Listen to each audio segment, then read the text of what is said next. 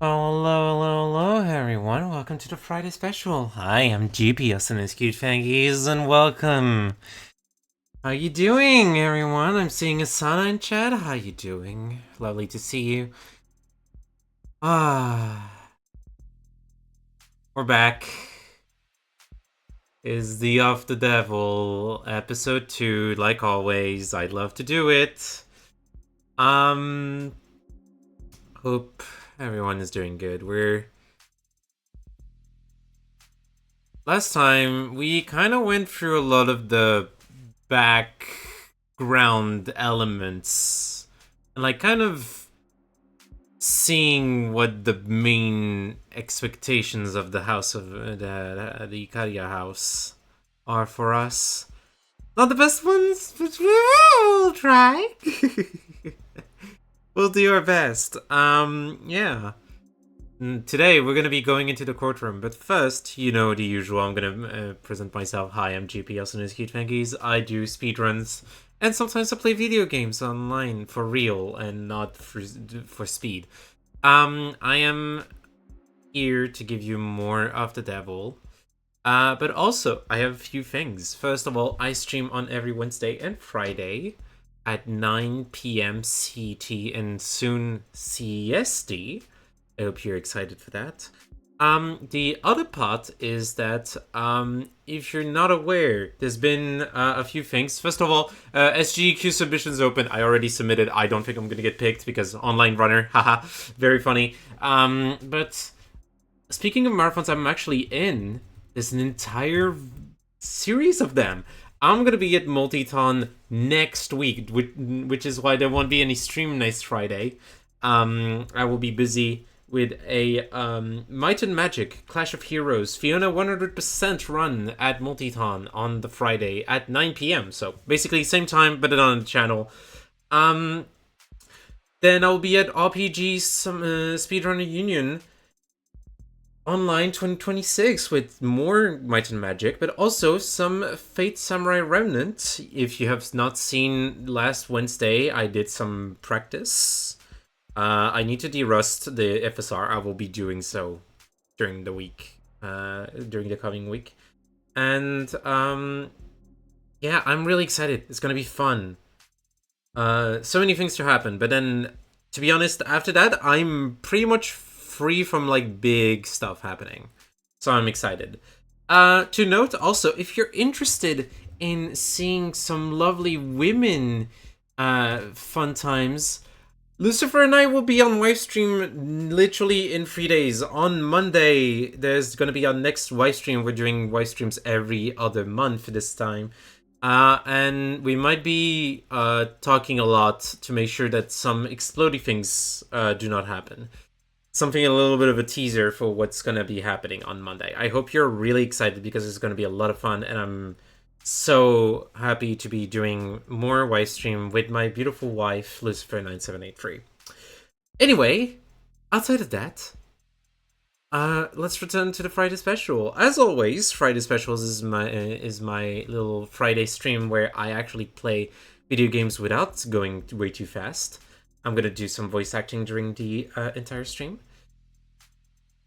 But also, I do tend to play games with mature themes on Friday specials, and so those come with content warnings! I hope you're excited because it's always the same, but we're gonna have to say it again.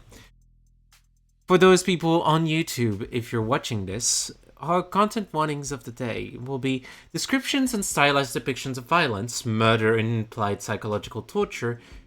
Viewer discretion is advised. Yes. Please to take care of yourselves. Do not force yourself to watch or listen to the stream if you do not feel like you can support those kinds of... You can hold bear those kinds of discussions. It is totally fair. Take care of yourself. We will see you maybe on the next game. After all, I've been told I'm very close to the end of episode 2, which means first of all, bonus stream. We will have the bonuses next time because I know I have not done a perfect run. So we will be going through a perfect run on episode 2 before I do the stream. Before I do bonus stream. But also, soonish, a new video game we're going to be playing live on my channel.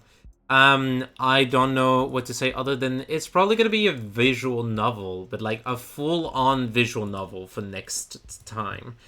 I am really excited because I have a few visual novels that I want to get through, and a lot of them are very interesting. Also, hi Shentok, how you doing? Meowdy to you too.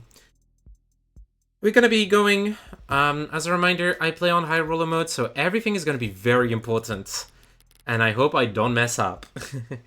Let's go into it. Doing good, thanks. That's perfect. Alrighty. Yeah, so we're doing some of the devil. We're pretty close to the end of chapter 2, of episode 2, so be aware. And I'm gonna go into voice acting mode. Thank you for clarifying that for the court detective. That was the same story he told me yesterday down in the lower wards.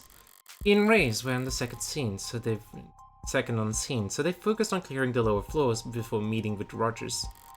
Good to have it on record, so I can look it over. Speaking of record, let's actually go look at it. Detective London testified that he and Detective Reyes have arrived as the second pair of officers on the scene. Rogers had already apprehended the suspect, so we focused on securing the area. Sunshine and I cleared the first floor. All the rooms were empty, but one was unlocked. Yeah. So this one room might be our key. We'll have to see.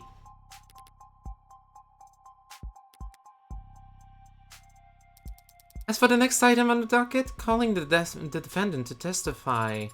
Seems like it's gonna be a nothing burger. Not entirely, Your Honor. My client waives his right to decline. Does he now?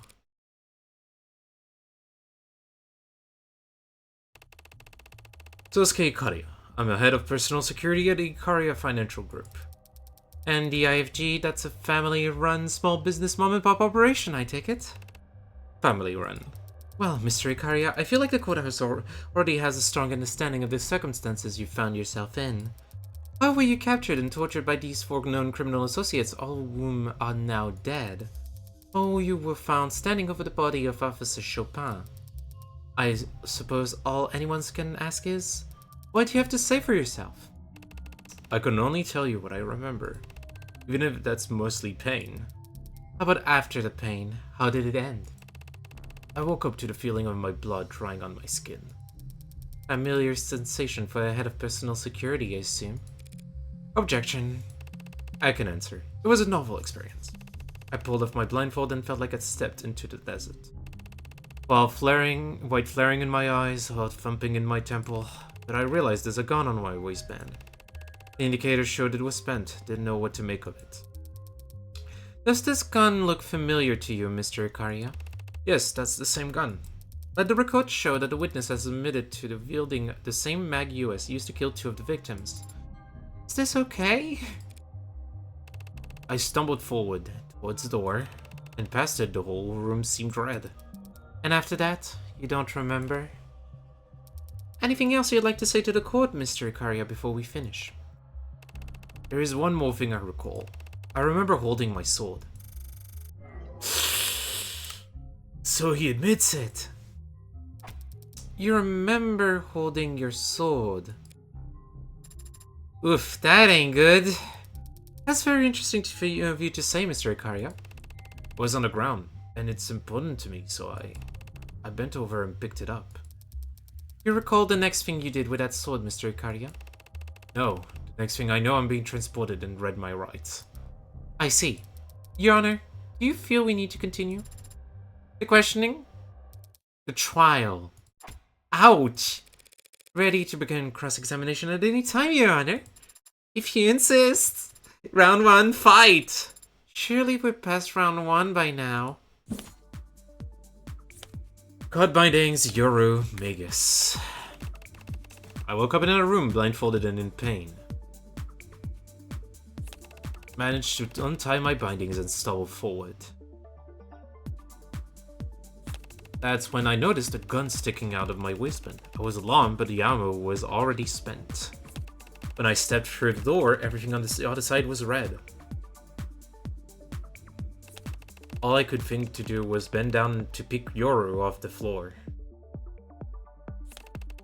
Next thing I know, I was in an ambulance, having my rights read to me. Sasuke isn't lying about anything, is he? No, he's just subconsciously glossing over a certain key detail. All the trial prep in the world can do multiple concussions, I suppose. Okay, blindfolded, that is correct. Untie my bindings, yes, because they were... Tumble forward. That's when I noticed the gun sticking out of my waistband. I was alarmed, but the ammo was already spent. That is correct. Everything on the other side was red. That's kind of difficult to, you know,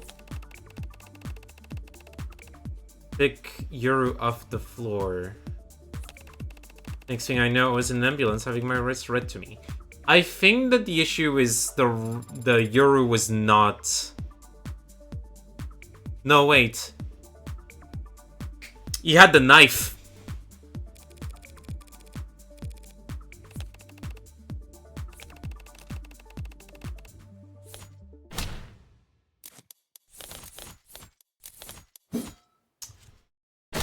Wanna bet?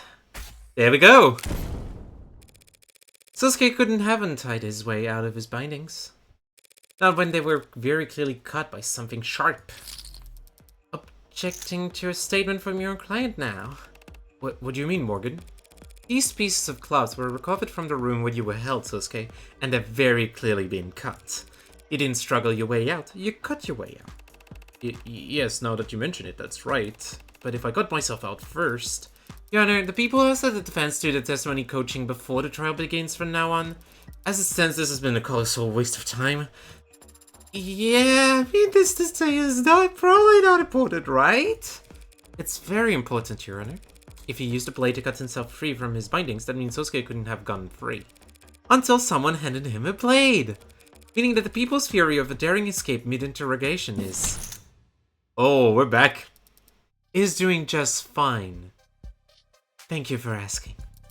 None of us in the court here today seriously believe that this man or his memory can be taken as the truth. Then forget him and just look at the bindings. They had physical evidence and they had to have been cut. By something sharp, what we know that fits that description. You think it was Yoru? His captors kept him bound in that room most of the night, then cut him from his bindings with a sword to bring him into the main room for questioning, where he turned the tables on them before slaughtering them all. Badass. Well, Counselor, are we done here? Could the katana have been cut and used to cut those bindings? Looking at the actual binding themselves. It could have been the sword.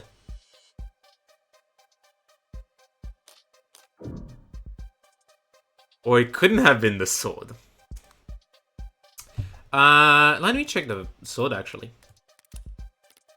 No. Evidence. Sasuke sword.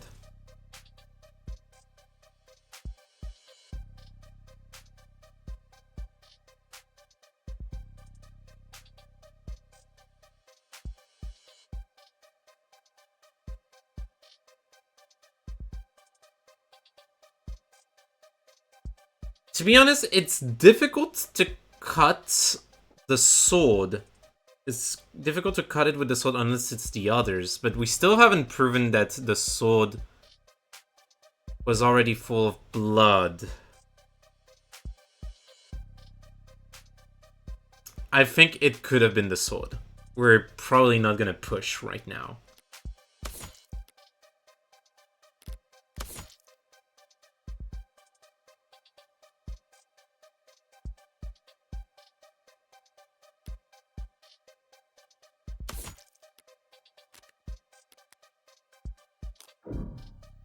It could have been the sword.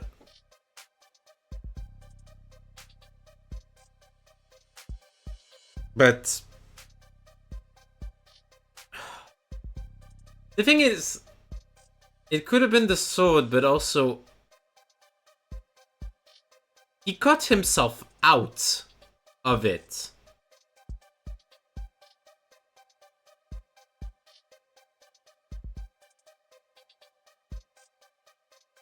He got himself out of it. But then he said he picked up the sword.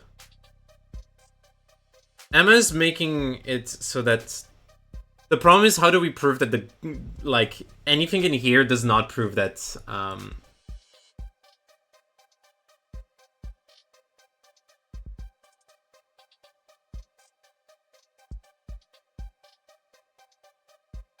We just said he had to use a blade, but the problem is he couldn't have picked up the blade if it was on the ground. So technically, I would say, yo, we're totally safe. But this game can sometimes be asshole-ish. I don't want to do this, I just... I'm sorry, I don't know. Of course it wasn't the sword that cut these bindings. What do you mean? That was a correct choice. Okay, I gambled and I won. The problem lies with the DNA. Your Honor, if we could please draw the court's attention to the forensic analysis of the bindings. Yes, now I remember. I saw it. It doesn't have the blood of Sosuke on his, like, hands. That's why it doesn't work. You'll notice your client's blood, obviously. Yes, obviously. But upon closer inspection, you also see that blood from Miller was found as well. The Poncho guy? Who was stabbed in the throat, as the court may recall. By your client's sword, as is no doubt still fresh in the jury's memory. Well, how can that be, Your Honor? What do you mean? Is it not sharp enough? What a piece of... How can Miller's blood have ended up in the bindings that kept my clients from leaving the room in which he was held? Unless Miller was killed before my client was ever cut free. Yep. That's kind of a big deal, isn't it? I thought so, at least. Ooh, she's lying. That's not possible. You fought wrong, Counselor. It's true that the katana has blood from Miller's stabbing on it. And I'll admit it's surprising to see his blood on your client's bindings. Well, his autopsy shows that he had no wounds beside the fatal puncture in his neck. So the bindings on my client have to have been intact at the time Miller died. But those bindings didn't need to be cut before your client could kill him. What? If your client's wrists were left bound for questioning, he could have stolen the gun, killed Tangson Creek, then picked up his sword as he just stated in his testimony and set to work. You think my client was drugged and beaten before killing 4 men with his wrist bound? Hardly impossible for a man with his talents. And there's no explanation for why he would have cut his bindings with a sword as you insist, must have already been used to kill Miller. No other explanation? Not if he even used something else to break out of confinement?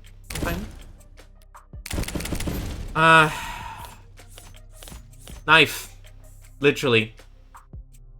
It has Miller's blood. What if my client has simply used this to break out? This is actually simple, what is happening here? What the hell is that? Way overcooked from what I can tell. It's a murder weapon, Your Honor. One recovered from the scene of the crime. That knife... Yes, that's what I grasped when I first woke up. That's impossible. What she said. There's nothing about a knife found seared to perfection in the Ark's data. Is it overcooked or seared to perfection? This knife was not found inside the building, Your Honor. I retrieved it from the alley immediately beside it. Your android did? Needed her to submit video evidence of the entire afternoon to verify adopting Thomas? It's not the android I have trouble taking at her word, Counselor. But forensics have been performed on it. There are no fingerprints remaining and the DNA present in the blood is too damaged to be of use. But I have identified at least 2 different blood typings. AB- and B-, Your Honor. Your Honor, the people are, of course, interested in forensic analysis of any evidence that seems pertinent to the crime at hand.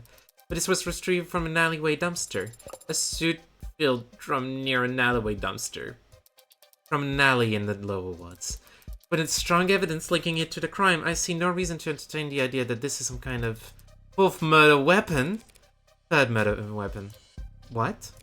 The bat was post-mortem. The point still stands. Well, how about it, Morgie? Any link between this and totally not suspicious 5-year-old knife in our crime? Or should we just throw it back in the garbage? Again, it was a soot-filled drum by the garbage. No, Sarah, baby. Of course, I have more to go than mere proximity, Your Honor. I have proof right here that this knife was what Sosuke was used to cut himself free. Ooh.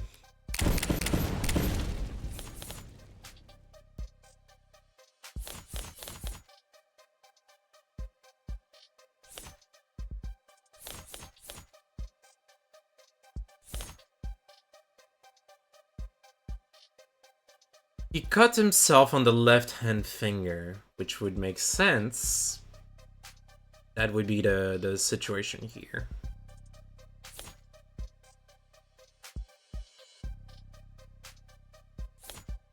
What was this? Which arm was broken? Evidence. Sosuke.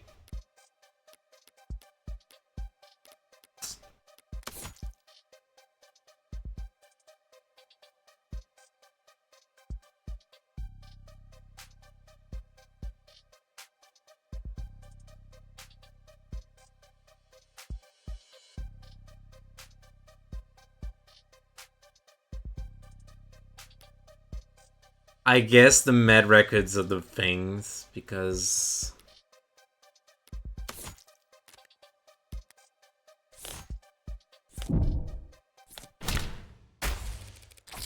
Just take another look at that.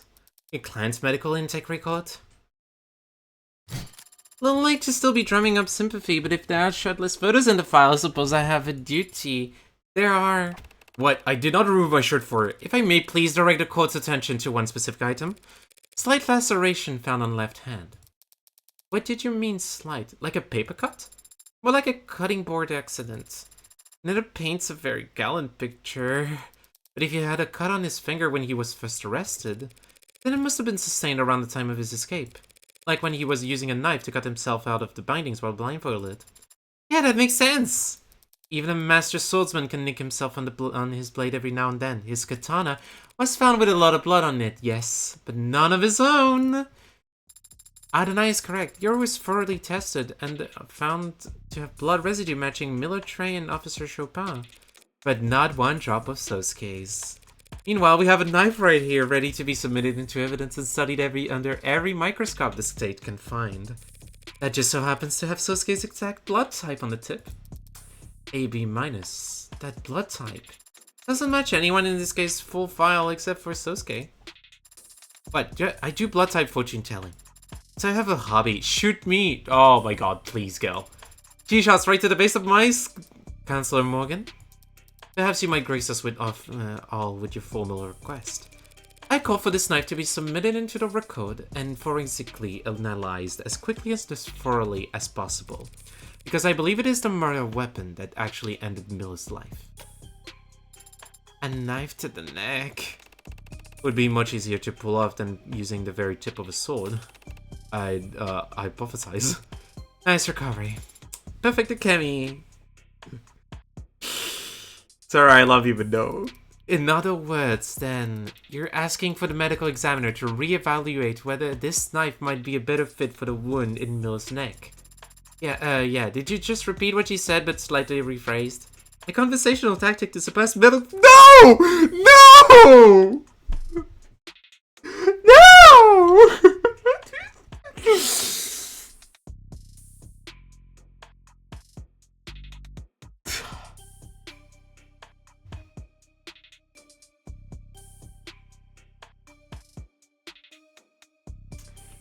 God freaking damn it. God freaking damn it.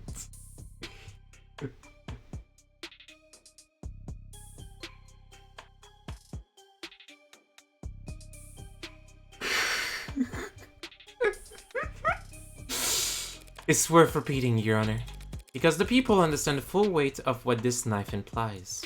It can overturn this entire case in an instant, depending on what Sato finds. Emma's repeating what I said because she is stunned. I just flashed her my hand, and it was one cut away from a full house. The people have no objection, Your Honor. This trial requires that we fully examine this new piece of evidence. Yeah. Cool, so does someone have her number? Is there a group chat room for everyone who works for the government, or Dr. Sato is already on her way? So there is a group chat and I'm not in it. Aw, poor girlie. She'll begin the examination as soon as she arrives. Guess we'll just like up until she's done, then. It occurs to me, Your Honor, that we ought to thoroughly examine why this possibly critical piece of evidence was not found during the police investigation. The investigation and preservation of this crime scene was a joint effort between the police and Cyanus Security. And perhaps the next witness can shine a light on the source of this deficiency. Hi, Han. Adelaide Han, site manager assigned as security. I served as supervisor for the scene of the crime in case 356391-B. Wow, can I call you lady? Nah, babe. What other should I call you, though? Well, you can keep calling me... We're in a courtroom. Something is happening. AD, please, later. You're addressed the adjutant as Your Honor. Awfully cold name for such a hot... Wow, we're both pissed. Why the hell wasn't this knife found sooner? Well, I had to throw a business partner under the bus, but we assigned as security maintain the perimeters and stand watch over a secured scene. It's the cops who do the searching and flagging. You have to ask them why they didn't go dumpster diving. It was a drum. Sarah, please, I swear to God, it's not gonna help that you're saying it again and again and again. The police aren't your business partners, though, are they? I don't understand the question, Your Highness. Sinus Security is a cell corporation owned by FIC Holdings, an offshore rebranding and effective pseudonym for Kim Acquisitions. Let's actually go for sale. A cell corporation is an informal rather than legal label for a business that operates without any clear or explicit knowledge of who its parent or sibling companies may be. The name comes from late 19th and early 20th century covert cell systems often employed by terrorist or paramilitary organizations. As there is no technical definition of what constitutes a cell corporation, the experiences of employees operating within such companies will vary greatly, but it is commonly reported that individuals are expected to complete their work without full information about how their jobs slot into the greater corporate structure. While many consider the comparison inappropriate or even libelous, there's nothing illegal about the organizational structure, and some consider it a prudent measure to reduce the risk of trade secrets leaking to competitors. Users also frequently search for what is my job? Good question. No one knows.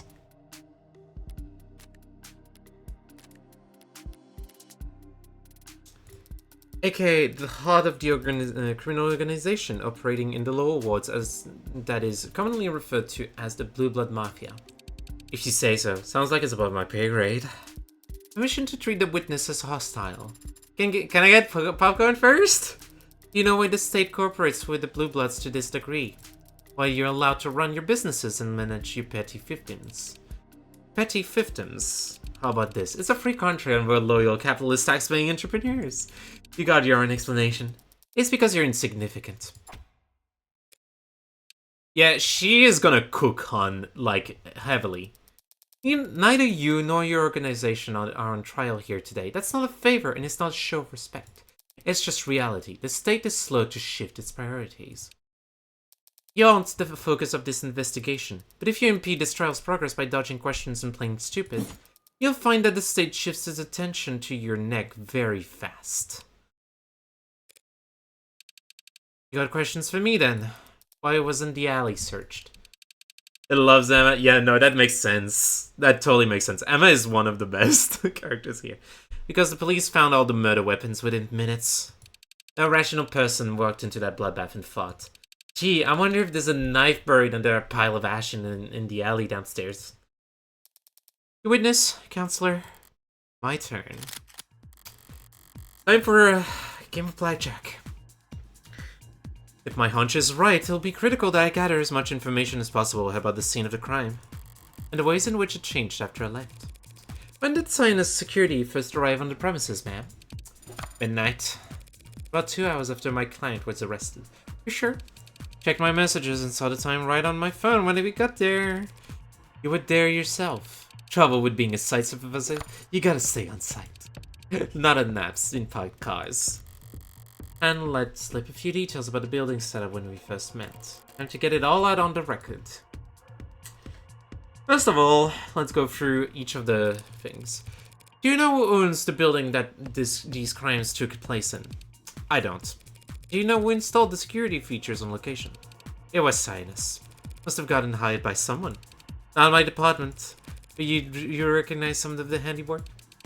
The front door was sinus. The individual vault room locks too. That front door was locked when officers arrived. They had to shoot it open. Shouldn't your security system recognize officers of the law? Or those use physical locks? A lot of folks in the lower wards don't trust a fob scanner that can be hacked. Physical locks can be bypassed too. Sure, but at least that takes time. We're gonna stay for now. We're gonna push later. The night sweater. It was a warm night, I bet. You asking me about the weather? Not exactly grade-A small talk. Relevance, Your Honor? I was trying to be polite, but if you insist. Were the windows open in the building when you arrived? There's a lot of windows, not sure. The crime scene in a room directly below it, where the windows open. Yes, those windows were open when Sinus arrived. Strange. Didn't it rain that night? That drizzle was over before 9 p.m. And even if it had been a downpour, it's not a crime to risk getting your windowsills wet. Alright, so the building wasn't completely sealed by the time you got there. Once again, we're waiting, and we're gonna see what is our thing. Also, considering we're already at 18, I'm betting that one of those is a wrong one. But let's see the alley. That knife was found in the alley only yesterday, even though the police should have searched there. Yep, seems like not everyone did their job. Did you do yours? Was the alley monitored around the clock? It was. Any disturbances to the scene in the alley? No, none. Okay, so we're literally only given one correct choice. The building security is not really worth looking into. We already know that this is not a security issue. The night weather only matters to note that the window was open at 9 p.m. Like, the window was open by 9 p.m., which is already past, like, the thing. I think that we need to push on the alley. That knife was found in the alley only yesterday, even though the police should have searched there.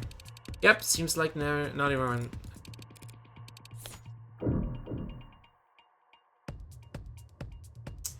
Oh, I forgot to check the questions.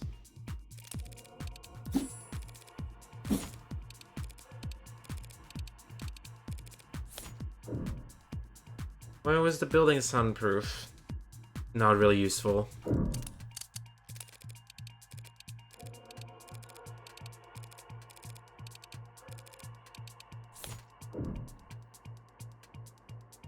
All the doors require keys.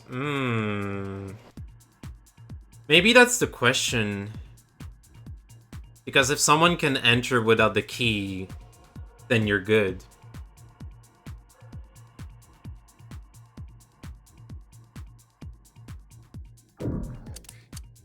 I'm gonna quickly recheck this one.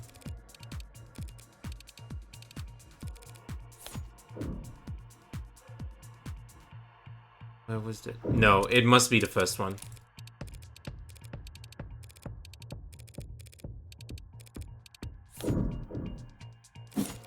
Is there any way to unlock that front door without its keys? I mean, you could use a spare, right? Is there any way to lock that front door without its key? Yeah, but the technique's real complicated. You walk out and let it shut behind you. That door is designed to lock automatically behind you. This is a selling point for a building designed to be secure. Thank you. That was a very enlightening conversation. Let's go. We got out without losing any chips. It raises just one question. Whoever could have gotten inside the building before Chopin and Rogers? Blackjack, baby. The hell are you talking about? Your Honor, perhaps Counselor Morgan might narrow down her absurd attention-grabbing claim first, so that people can properly eviscerate it. Yeah, what she said! Someone got into the building before Chopin and Rogers did. That's become obvious. What are you talking about? The only way into that building was through the front door. Chopin had to shoot it down. Are you suggesting that he didn't even try turning the handle first? The front door was unlocked.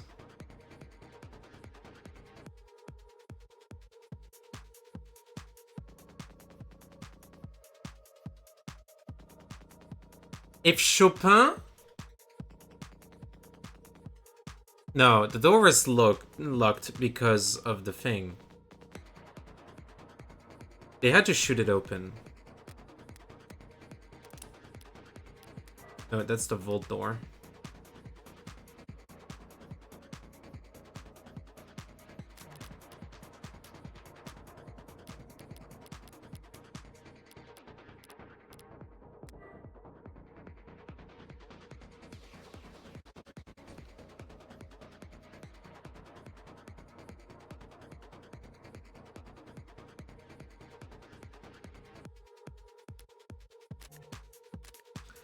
But here we're kind of pushing for something, so I think it was this.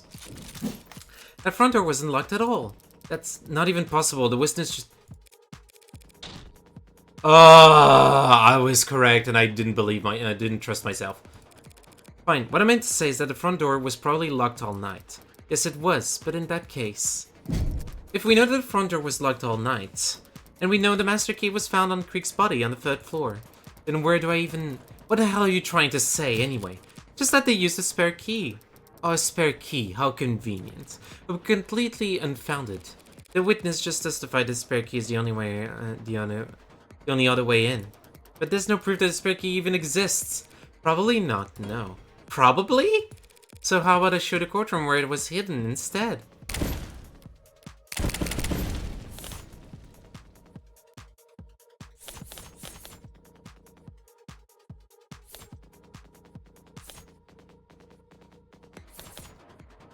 It was being moved.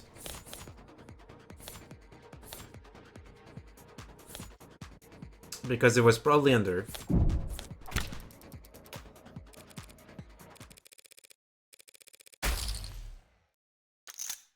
Sorry, I forgot to read the backlog. The dumpster? What is your obsession with presenting evidence found in the garbage? I'm going to ignore that comment. And besides, there wasn't a spare key in the dumpster. It must have been underneath it. What? Is that true? Hey, don't look at me. I have no idea what she's talking about. That dumpster had clearly been moved, as indicated by the markings left from dirty rain in the lower wards. We can all see those marks, Counselor, but it could have been moved at any point after the last time it rained down there. The witness just testified that the last time it rained it was 9 p.m. on the night of the murder. So what? You claim is that the spare key to the front of the door was left underneath the dumpster? Not so dissimilar from leaving a spare key on the potted plant. Or a setting stone, or Biwas taught you. This isn't anything like either of those examples. That dumpster is massive and its wheels are long gone. Correct, so if anyone had moved it after police had arrived, the cops would definitely have heard it. If it was moved after the rain stopped and before Chopin and Rogers got there, that narrows it down to sometimes between 9 and 10 p.m. And of course, someone would only bother to move a dumpster that heavy if they knew what they'd find underneath it. Someone like...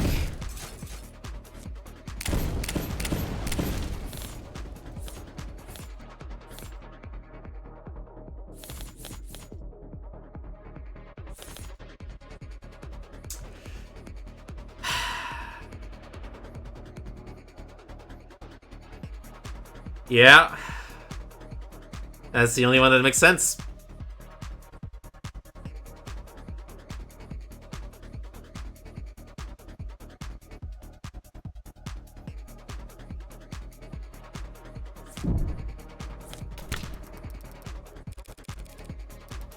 Oh my god. It's Han, then. There is no other excuse. Also, I forgot, she has modded arms. Oh my god, please. I'm gonna say this. Please make it so that I can actually, like, select without having any issues from, like, vision like this. Finger pointing time, yeah. That's my brain being terrible. It had to be Han, of course. Counselor? As a known associate of the Blue Blood Mafia and an employee of the security company we installed the front door at the crime scene, she'd have known exactly where to find the spare key. The dumpster also happens to be incredibly heavy, but I don't believe this witness's mod documentation has been submitted to the court. Could you estimate for us your approximate lifting strength? Lift with your back, not your arms, lady. Pushing strength, then. Me, I couldn't push over a flower. Fact is, you're just bullshitting. There's no proof for any of what you said.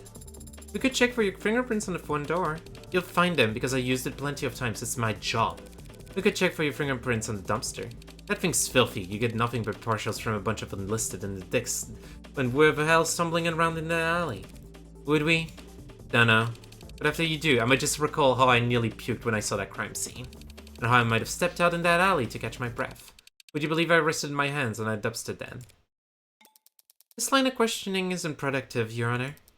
Councillor Morgan cannot substantiate her fury because the fact is, there is nothing strange about Han's prints being on any centimeter of that building. And when she spent nearly 2 full days patrolling it.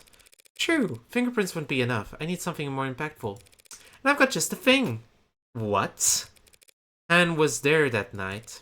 She was there before the police ever were, and she was there long before Cyanus showed up at midnight. And I can prove it right now. How? Exactly. What? I'm going to prove how she got there before the police did. That one. What the hell was that? Adonai, did you really have to do that again? What is happening right now?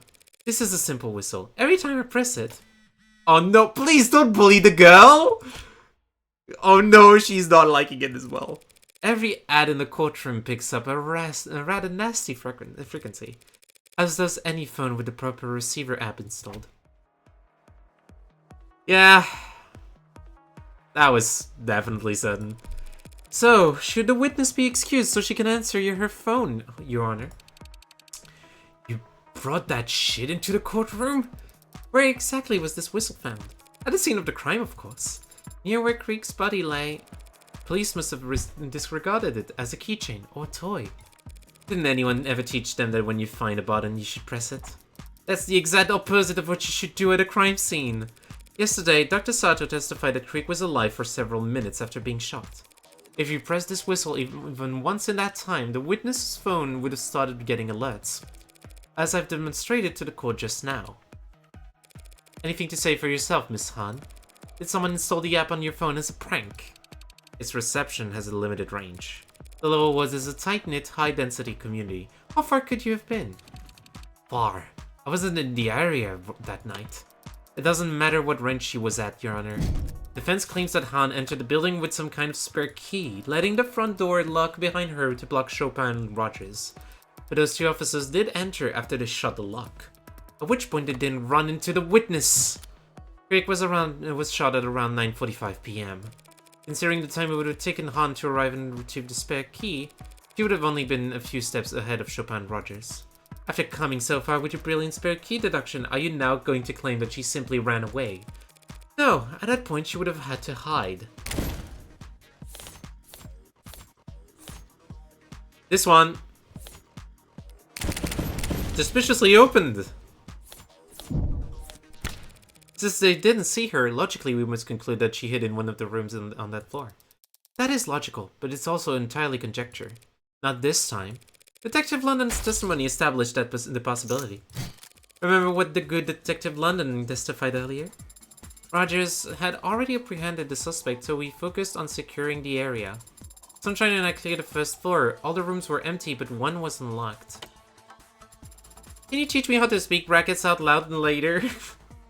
I want to know how to speak brackets out loud later. 2 police detectives have sworn that one vault on the first floor was found unlocked.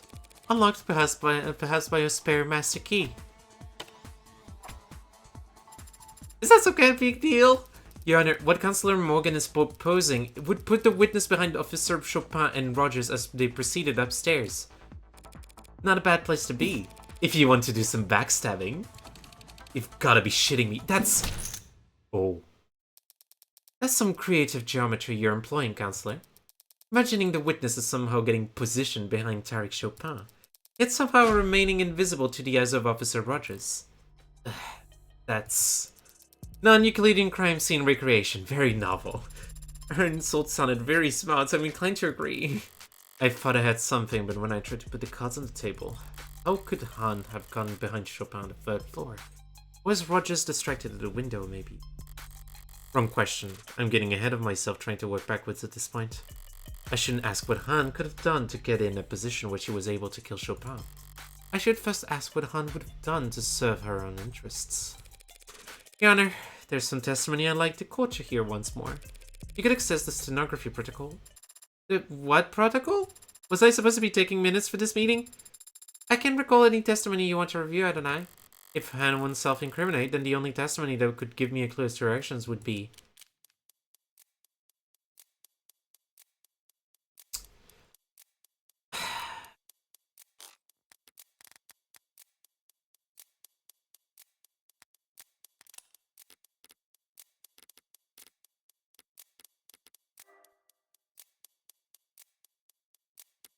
One was unlocked.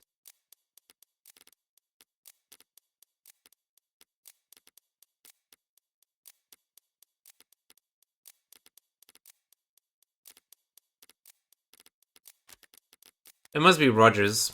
Doesn't make sense otherwise. Recite Rogers' testimony from yesterday.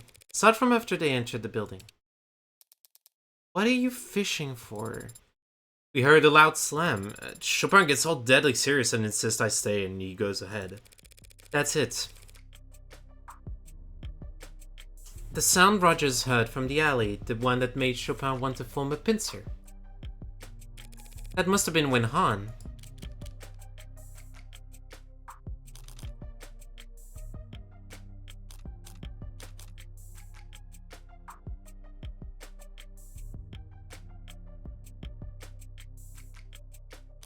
It can't be landed on dumpster. It was still...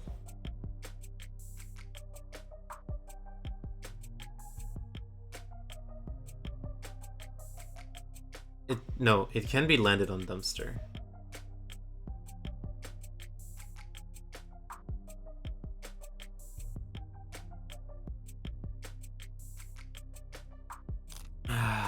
This is one of the questions that is kind of hard to add.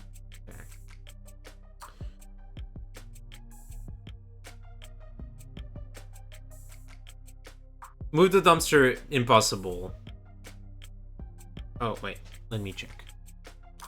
I would like the backlog, please.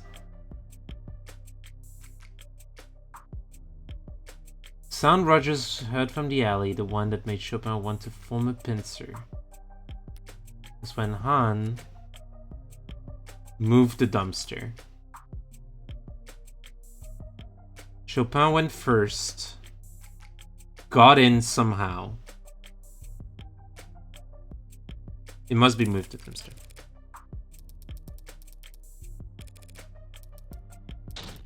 No.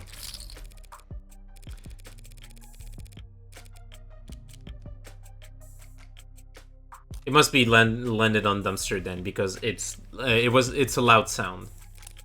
The sound the officers heard was that of someone fleeing the scene. Out the window, down the fire escape. And onto the dumpster. It's a bit of a drop. Even a dainty suspect would make quite a racket using the dumpster lid to break that fall. You know, if you have to entertain this thread of conjecture, might we at least ask for proof that it ends somewhere impactful? I hear ya. Consul Morgan, take this one seriously. You're telling me that? What exactly are you accusing this witness of? Are you prepared to accuse Han of having murdered Tariq Chopin? That is the big question now.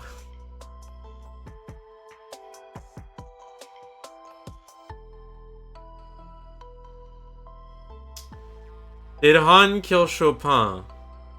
Or did Han not kill Chopin? Well, I think this is something we're gonna be checking in a few minutes after some ads. I will see you all on the other side in 3 minutes. Time to take a little break, stretch, do whatever you need before we return to a wonderful time seeing if we're asking Han if she is the murderer. See you in a little bit.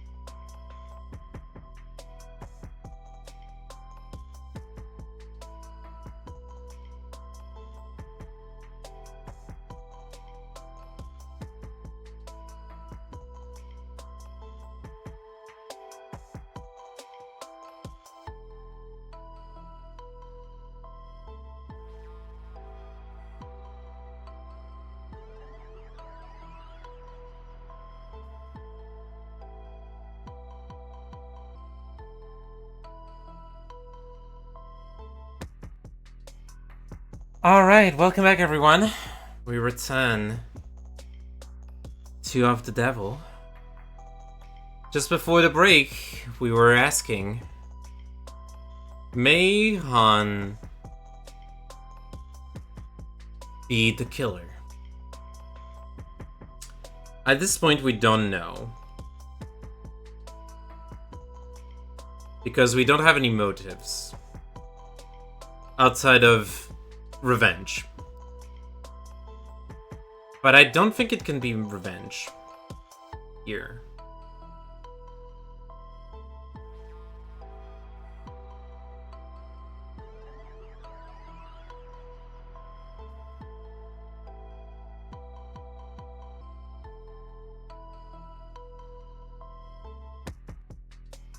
But at this point, the issue here is that how do we get anything out of this? If we don't say that Han killed Chopin,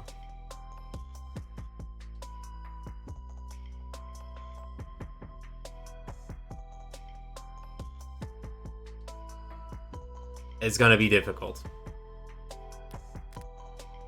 I don't like to do safety saves, but for this one, I am actually gonna afford myself a safety save.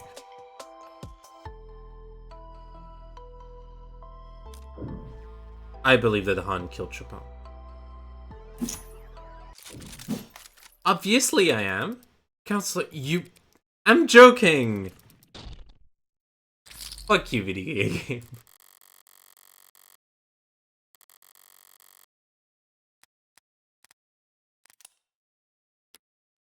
Fuck you, video game. No, I'm sorry. I'm returning to title. I'm returning to title. This is... Fuck you. Fuck you for doing this to me. I don't care. I'm allowing this to myself.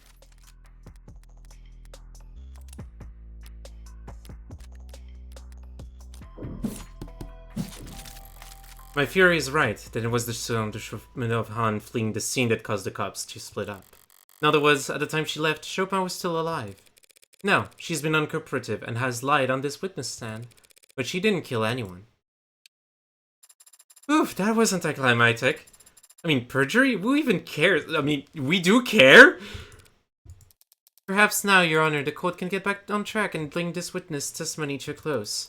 And considering the fact she may very well have perjured herself, I think it might be a better use of the court's time if we clear the room for the remainder of this witness testimony. No objections, Your Honor. Okie dokie. Bailiffs, clear the gallery and remove the defendant to a holding room. Forcing us out? What the hell? Hey, tag along, would you? With Sosuke? Can't let someone with a concussion fall asleep, right? I am certainly not still concussed at this point. See, he is delirious. Trust me. Very well, Adonai. Good luck. Okay.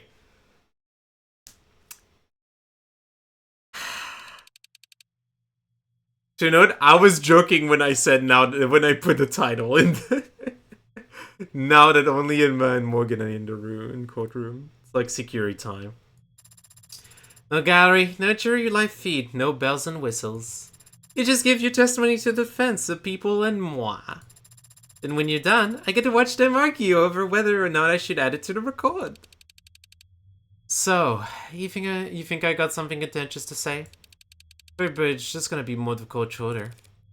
What I think is that you're scared. The hell? Of what? Woo, you? An audience. What, the pigs? Do you think I give any shit to what any of them thinks, say, does? Even if any one of them might leak what you say back to the old god. What's an old god? The ruling faction among the Blue Bloods who use young bloods like this witness as their cannon fodder. What'd you learn about that? You binge a late dying special? Knowing Emma, she learned all this from... Matter of fact, I did. Old God knows where my loyalty lay. I'm no snitch. So now that there's someone to snitch on. I don't have state prosecutors and I definitely don't have Ikarian lawyers. The court's already emptied out. We can sit here in silence if you like. 15 minutes of nothing and then you walk out. And when you do, someone's gonna make assumption about what went on in there here. Telling me I'm screwed if I do, screwed if I don't, and it exactly got me feeling Sosuke didn't kill Creek.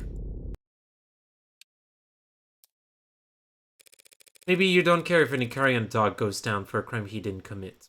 But how do you feel about the person who did put a hole in Creek's chest, toasting to the news of the verdict? Screw this. 9:47, night of the murders, I got the alarm on my phone. Knew it was Creek because the whistles all have specific frequencies. You gotta set them into your device if you want to listen for them. Creek had nerves like ice, strong bluffer. Wouldn't press that button unless he absolutely had to. I ran, was fastest that way on foot, usually is in the lower wards. I knew where the spare key was, helped set up the whole damn place, the keys soundproofing. Stepped inside and had just gotten my phone light out when those two idiot cops came up, reds and blues, but no siren. Trying to be some kind of movie shit. I thought they were gonna shoot me. Then I heard Chopin getting ready to break the lock, and I knew they were gonna shoot me. Used a spare key on the nearest bolt, dipped inside and prayed they would just head upstairs, straight upstairs. Lucky for me, they did. You followed after them? At a distance, yeah. Saw their boots on stairs, their shoulders around corners. Displayed on the second floor, down one right upstairs. He was quiet, except for that squeak on the fourth step. Rick used to joke that it was a valuable security feature. They separated on the second floor without any prompting. Other one was stomping around the second floor, so I was able to keep my distance. Always knew exactly where that one now. Then one shouted down. He shouted, saying that everyone was dead. That must have been Chopin, just before Sosuke snuck up on him. I liked Creek. His boys were alright too. But I did not want to join them in Red Hood's company. So I didn't risk sticking around a second longer. I opened that window on the second floor and jumped for the ground. I was willing to hurt my knees, fall on my ass if I had to. But I ended up smacking the dumpster instead. Guy on the second floor shouted after me, "They're in the alley!" I heard windows slide open above me, footsteps on the fire escape. But my knees had stopped shaking and the fog was with me. They never saw me. You saying you never even set foot on the third floor? Not until I came back hours later as a sinus rep now. Where's the spare key now? Bottom of the bay at the moment. Hell of a throwing arm, as you can see.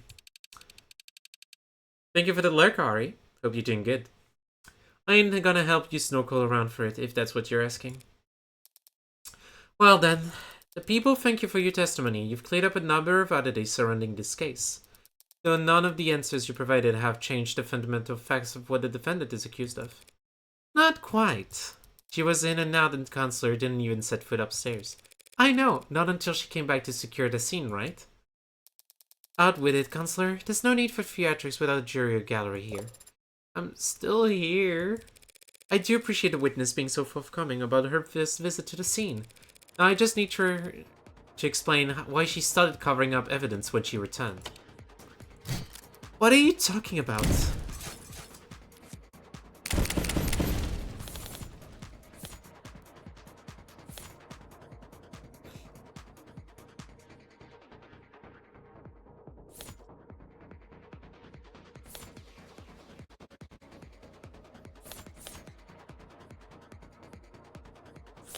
Those were already good to destroy.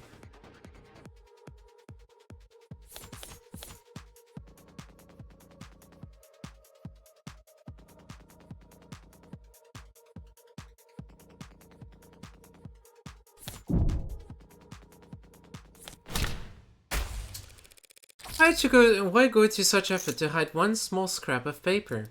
What is that? More trash? Seriously? That's exactly what it is. Garbage, trash, garbage. Some idiot knocked over a trash can on the second floor. It's a big building. This stuff happens. Still don't want to answer?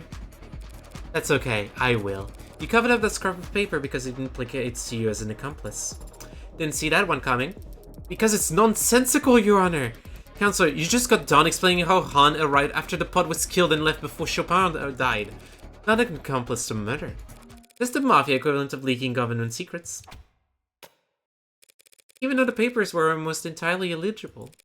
It only took 4 characters for the P492 plan to blow up in court yesterday.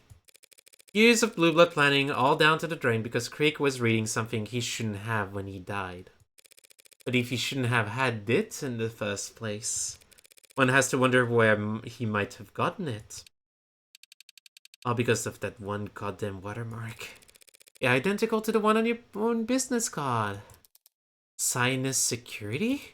You leaked the red ink? Creek never asked nobody for nothing. Thomas was a giver. Gave money, food, blood, more than any of us. And if the weaker ones wouldn't have to get stuck. A guy like that came to a Two-Face con hostess like me and asked for help. That red ink is radioactive. Anyone caught with it? Why would he ask you for it? Old God knew Krieg was charismatic, brave, smart. Everything they feared in Youngblood. They also knew Krieg made them too much money for them to just off. So the Old God decided to wear them down instead. More jobs than any other crew, more responsibilities. Less downtime, no sleep. Keep them too tired to have time to rebel, then wait for them to screw up. So you can make an example of them when they do. Managers would do the same thing when a host got too full of themselves. Started thinking they were the ones bringing in the money, they were the ones who should keep it. Just put him on the grind them into dust. One old bastard had them try to grab that Icaria kid or whatever. At the same time, another expected them to do some kind of arms handoff to Big Shot. At least, that was the rumor. Look, point is, Creek knew they had a target on their back already. So they wanted some kind of deterrent. They could have dropped that red ink into any box in town like a tactical nuke if they had to. I mean, that's why they fired the missiles first. You think the Old God killed Creek? I don't think it was that pretty boy Hound nursing those broken bones. Did he off the Chopin guy though? I mean, I'd kill a stuck-up spoiled prig like that for no motive, so... Did I answer your questions, Counselor? Not the most burning one. When did this scrap of paper arrive on the second floor? Wasn't there when I ran out of that window. It was dark, and you panicked. How could you have noticed? Paper's white. If you had seen it, would you have taken it? You kidding? Yeah, of course I would have taken it. Would have eaten the damn paper to make sure. Why didn't you simply eat the damn paper later when you did see it? Removing an item from Oxcan building would set off any number of red flags, and the first thing that would happen is they'd wind up the clock back to see what it was. That's what I did. Looked back to see how the hell I missed it, but the damn thing was in every pick the Ox had, right from the beginning. Knocking over trash to hide it was the best I could do. Oh, what survival tactics? Hide in numbers. If this scrap was on the second floor when you left, but it wasn't the Ox from the start, that means Ray's body cam saw it by the second floor windowsill, the one that connected to the fire escape. Your Honor, I feel like we're done with this witness, even though we've all managed to establish this that that's someone from the third floor to the second floor without taking the stairwell. Someone circled around. You got all that from one paper? Am I stupid? Just because this paper originated on the third floor? If that scrap was found with the windowsill, someone could have taken the fire escape. Exactly. Could have. Someone could have. But obviously they didn't, because then they would have run right into Dr. Sato! She has some evidence or DNA or whatever. Even an updated autopsy report, if you even care. Should we let her in? Your Honor, you're the one overseeing the trial, so I can cry if I want to. Open her up! And click the flood out. Hey, Miss Morgan. That Icarian dog didn't kill a Creed Spot. No, he didn't. Gonna find out who did? Not your job, huh? Guess I deserve that. Finding Creek's killer is technically not my job either, hon. But if they're brought before me, I can promise I won't hold anything back. Appreciate the sentiment, but I'm not gonna hold my breath. I won't tell any of the other Youngbloods to hold theirs. Phew. Lots of news to brag. I'll leave the interpretation of the good and bad to you two. That's cool, just imply I'm the ugly is fine. No! Baby! Baby 80 is okay! Counselor Morgan's hypothesis stands. This knife matches Miller's entry wound. Well, how about that? And it matches the wound better than the katana, considering what we discussed yesterday. I'd be ready to say this is definitely the murder weapon used to stab Miller. Autopsy updated, maybe. But but I've had no more luck with DNA testing than Sarah did. You weren't able to get anything? Nothing in a range of admissibility. However, like Sarah, I was also able to perform blood type analysis on the blade, and I also found AB- and B- samples on it.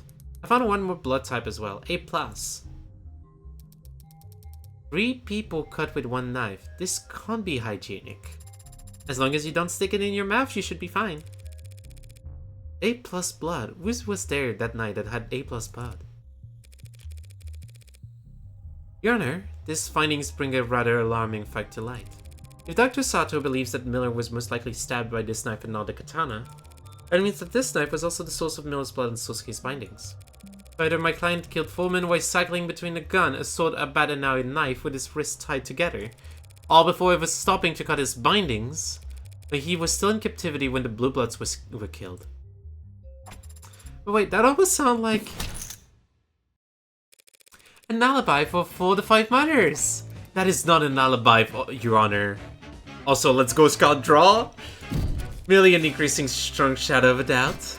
The jury can decide that for themselves. The facts surrounding Tariq Chopin's death still stand. Sosuke Kariya was the only living individual in the room Chopin was killed in. Sosuke Kariya is the only person with his fingerprints on the katana, something he corroborated with his very own testimony just a short while ago. And the defense theorized fleeting suspect has already been revealed as incapable of committing any of these crimes. Yes, but unfortunately for the people's case against my client, there is evidence that completely overturns our understanding of how Chopin died.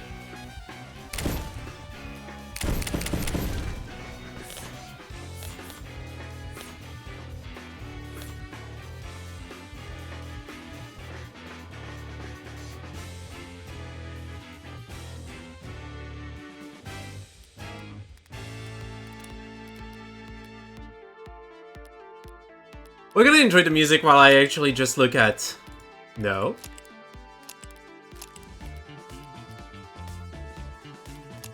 No, not Yamani.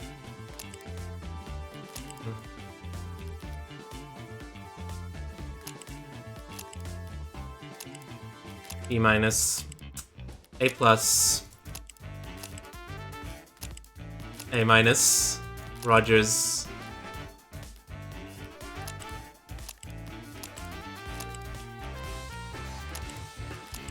Just let me go for everyone at this point.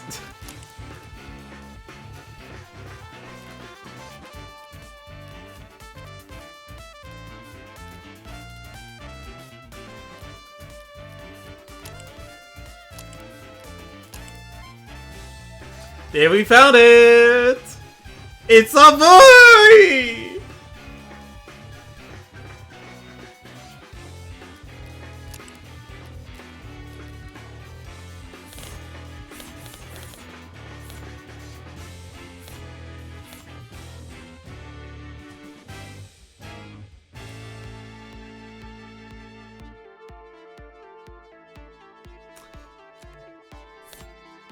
Here's a better weapon, baby!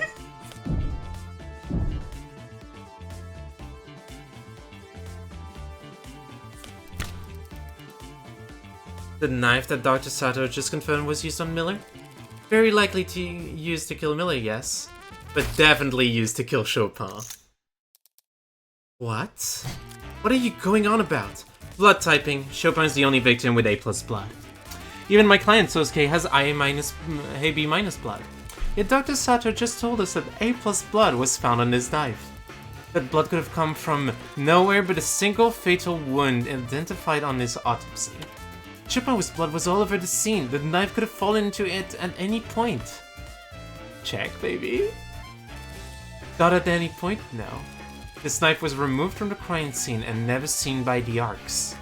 That means that it had been moved into the alley before Detective Reyes arrived on the 3rd floor. But Chopin was impaled by the sword. We'd all seen it. Yes, but not fatally. How could that stab would not be fatal? Because it was post-mortem.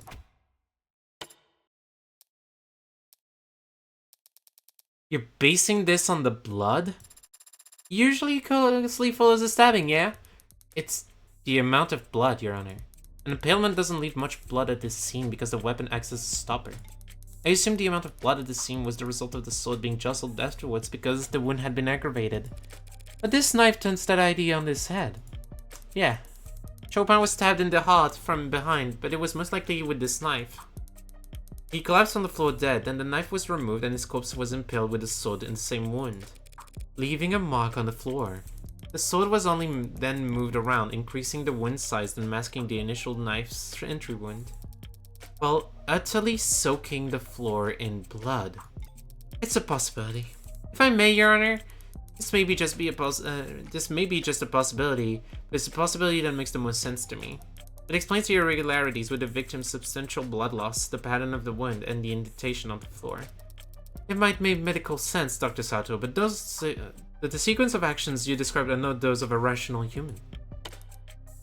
But wanting to frame Sosuke for the murder seems pretty reasonable, and stabbing the corpse with his katana would be the best way to do that.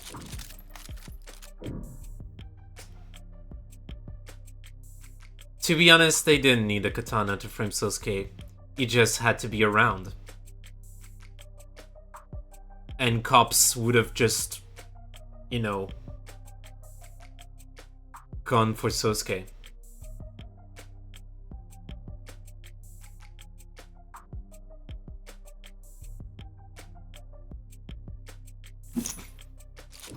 Nope. Nope. I'm sure it occurred to them that the sword would point to Sosuke. But if their primary goal was framing him, they'd have to put the knife in his hands. That's true. Swapping the murder weapon and disposing of the knife is 2 to 4 times as much work. That many more chances to make a mistake. It's nonsensical. Stabbing Chopin's corpse with the katana didn't help them frame Sosuke. So what did it achieve? Maybe the big mess some poor schmuck would have to clean up. Yes, that's... Chopin's blood nearly destroyed all the red ink dots at the scene. But Wood says that's a coincidence. What if Chopin was stabbed twice? Just so that his blood would cover up the red ink dots? This is insane. Makes sense to me. No, not your logic for the stabbing. This idea of yours that Tariq Chopin was part of some kind of conspiracy to defraud the city. Agreed, that is insane. I believe just the opposite. What? Tariq Chopin was an unpopular, straight-laced political aspirant working as a cop only to improve his electability. His personality, his family, his goals, he'd have every reason to blow the whistle on Prop 492. And just to get the whole project cancelled? Leaving the lower wards in an underdeveloped lurch. A lot of people would hate to see that happen. A lot of blue bloods. But the son of 2 city councilmen wouldn't care. An Icaria client, like my client, would be actively rooting for it. You think Chopin was murdered just to cover up the fact that Prop 492 had been corrupted? Just all that money left on the table? All the future money come down the line? That's a much better motive than... What was it you proposed exactly? And my client saw a police officer and would rather stab him than have to explain why he killed his captors. Something along those lines. So, like, what's going on now? Did Sosuke do it or not? That will be cleared up in very short order, Your Honor. With the help of a final witness.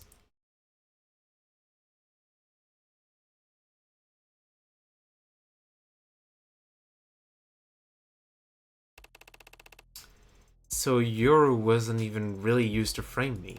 It was used to draw more blood from the wound to soak the papers. A very cool decision to make in the heat of the moment. Even defiling a corpse just to protect investments. Colder than stabbing someone in the back. In some ways. Didn't think that was up for debate. Thank you for joining us once again, Officer Rogers. No problem. Where is everybody, though? Well, after the shooting yesterday, I'd rather not risk the integrity or celerity of this trial by rescreening every member of the gallery when I already cleared the room once. Celerity? Speed! Trial's gotta go fast, baby! It takes everyone a while to find their spot in the stands again. We were almost caught in the line of fire not 24 hours ago, Officer Rogers, yourself included. Surely you don't find the lack of an audience to be intimidating. No, I guess not. Where did we leave off with this guy anyway? I believe that lawyer over there had accused my late partner of being on the take-up for the Blue Bloods. I was merely exploring a possibility raised by the witness's own statement, Your Honor. That he never heard any gunshots in the area himself. And I stand by that. Good. Does the defense have questions for this witness, Your Honor? Or should we all continue to glare at one another for the rest of the day? Tempting, but I guess we'd better not.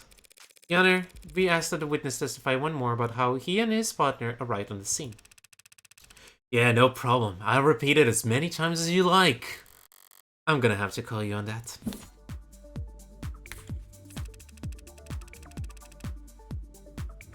It was a quiet night, but then my partner heard gunshots.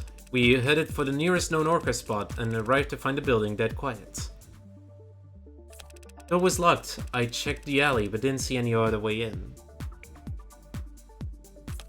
Joe Chopin shot the lock through the door and we entered. Followed some kind of loud music up the stairs, then there was a slam and my powder bolted to the third floor. About a minute later, I heard a thud from upstairs and came running. To find the defendant standing over my partner's dead body. Adonai, are you waiting for something, perhaps?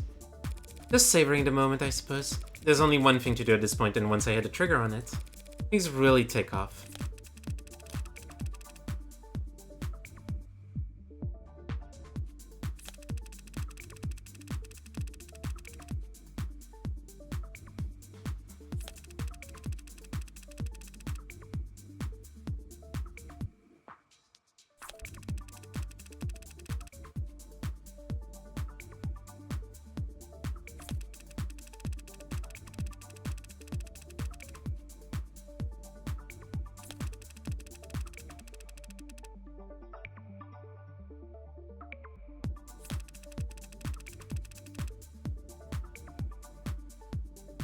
There is only one moment. Because...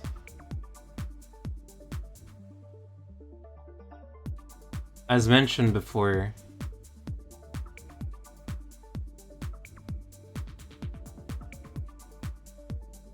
the gunshots never happened, but the whistle did happen.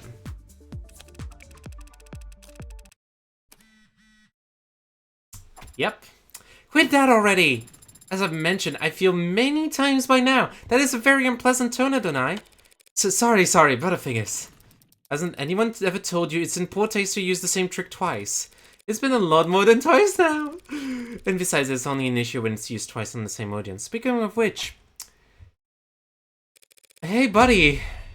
You gonna answer that, Officer Rogers?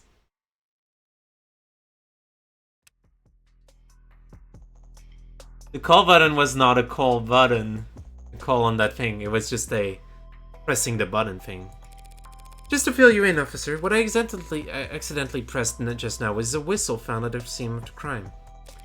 Weird coincidence that I made a little slip-up coincided with your phone vibrating. Can you read us the notification you received just now? Or should a court computer simply force open all your devices and splatter your data across the walls? Officer Rogers, you have a so-called receiver application installed on that device, do you not? Yes, I do. Is that in line with department guidelines on use of third-party software and state-provided devices? It's not breaking any regulations. Doesn't need to earn you any demerits to make you look guilty as sin. You and your partner, that is. Did Chopin also have the app installed? We can go check. If having that app on your phone makes you guilty of something, you'd have to have the cops patrolling the law wards. What do you mean? It's common knowledge that orcas use unconventional tactics to talk to one another. Flags on buildings, clothes left out on lines, smoke signals, probably even messenger pigeons. Where? Don't just jump scare me like that. When you gotta figure this statue, every pigeon is a disaster waiting to happen. It's okay, love. Don't worry, you're fine. Your beautiful body will be protected. Anyway, whistles like that aren't uncommon. So it is common for members of the police department to try to listen in on the chatter of groups like the Blue Blood Mafia. Always on place a cop walks into without every weapon they can carry. And it goes double for information. So there is nothing suspicious about his phone reacting to that horrible racket. Adonai, have I had to put up with that noise for nothing? Not for nothing. The witness is correct, Your Honor. There is nothing suspicious about having a receiver installed in any of your devices, even if you're out to cop. What's incriminating is the fact that Officer Rogers' device responded to the specific frequency of this whistle. Sorry, officer. A little blue birdie already told the court that you need to input a frequency in order to get alerts for it. Yeah, I know that. So does the whole force, in fact. What? I see. The hell is she reading over there? Officer Rogers, testify with this anonymous tip that the police department received last night. Oh, I haven't seen the submission myself, but it came through the department network straight into everyone's inboxes. Be advised, anonymous tips suggesting potential Orca analog chatter, the frequency listed below. Patrolling officers in Lower Walls use this information at your discretion. That's absurd. What's the point of informing every cop in the city about a secret communications channel? The Bluebirds would find out that line is compromised within minutes. Would they? I don't know. I don't control how anonymous tips gets handled. But as soon as you got an email telling you might be a communications occurring at a rhythm frequency, you tuned it to it right away? Believe it or not, I'm a little concerned about criminal communications these days. Having seen my partner murdered by an Orca right in front of me. Barely 24 hours before nearly getting shot myself. Back up. You saw the moment of your partner's death? That's news to the court. You know what I mean. Your Honor, the tip was submitted and the frequency was spread throughout the police department network. Likely because the Blue Bloods believe it to be compromised, having already been used at the scene where 4 of their members died. Officer Rogers may have the receiver app on his phone, but so do many other police officers in the city.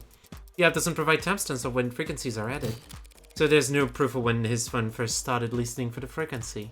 Neither he or his partner were members of the Organized Crimes Unit. Therefore, they had no criminal informants of their own and could not have obtained this frequency before the rest of the department.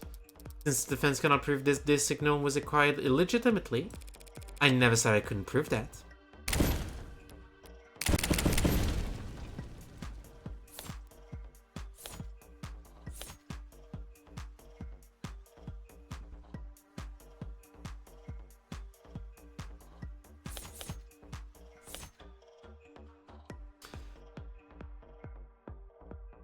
That sounds like the win. They did a frisk on those guys. They left them after nothing.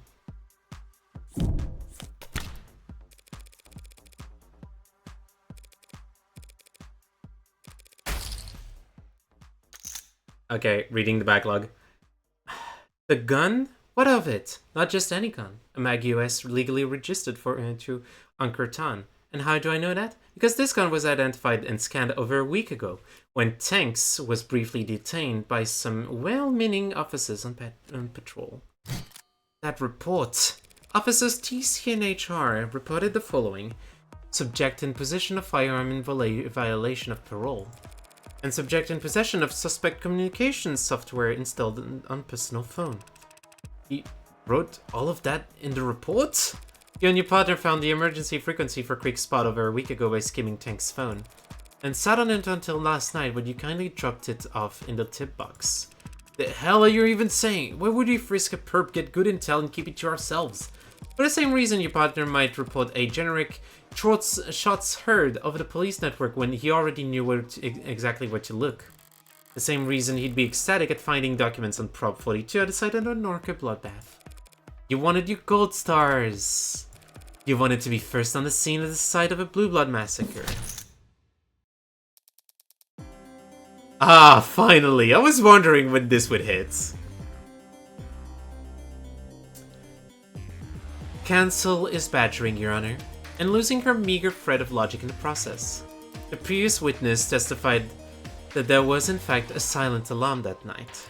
A silent alarm that needs to be actively pressed. It could only have gone out before Crick's heart stopped. Said witness responded to the alarm by traveling on foot, and yet arrived well before Rogers and Chopin.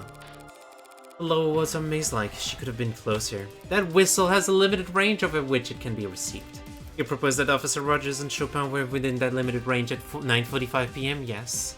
Obviously you do, or else they would never have received a frequency at all. So if person H is on foot and individual R is in a police car, and they both receive a signal on the same time. And the train leaves Appletown at 3 p.m. No, please, AD, you need to return to the original train of thought. That seems like an irrelevant factor. All the court needs to consider is this. How could Officer Rogers and Chopin have possibly arrived later than someone traveling on foot if all three were within that range? Train of thought, thank you. I was kind of not wanting to note it. Can't believe I told my geometry teacher that none of this would be ever useful. You had a geometry teacher? This isn't geometry, damn it. It's just logic. The fact that they did arrive later than Han. I'm right about the motivation for Chopin's action that night. He was sitting in his police car and suddenly got a notification telling him some blue bloods were having a life or death emergency. How would he react in that moment? It would seem that the defense does not have evidence available to address this contradiction, Your Honor. Evidence explaining exactly how Chopin proceeded to the crime scene.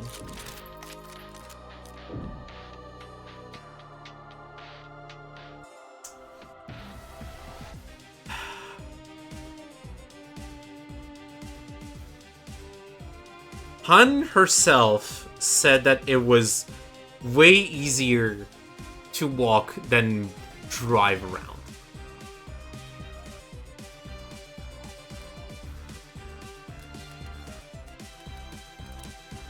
Rogers, did you finally leave?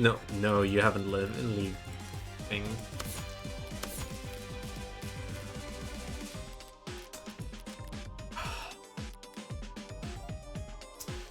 Let's think about it.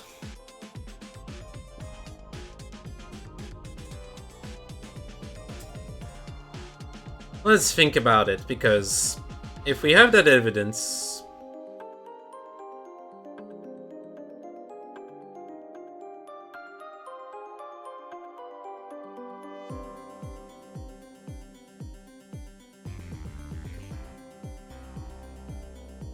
Sana, I would appreciate no backseating, please. Those are my first playthrough. I would like to not be told what I'm supposed to be doing. Otherwise, I'm gonna time you out.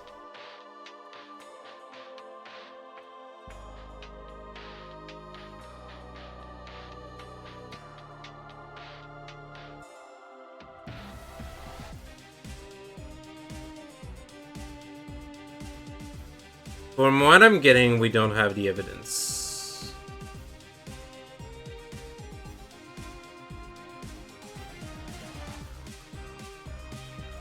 I want to recheck the backlog.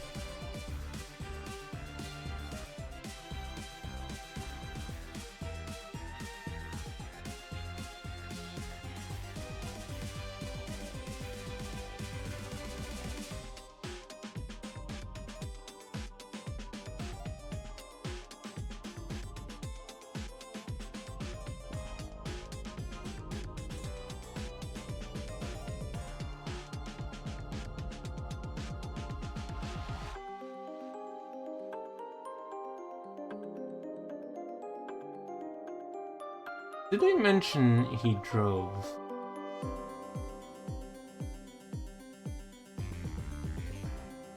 Ah, fuck me! Backlog is way too small for what I wanted to check.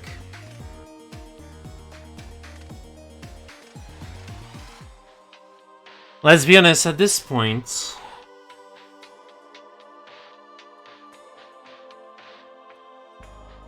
if we had that evidence, we would have already submitted it.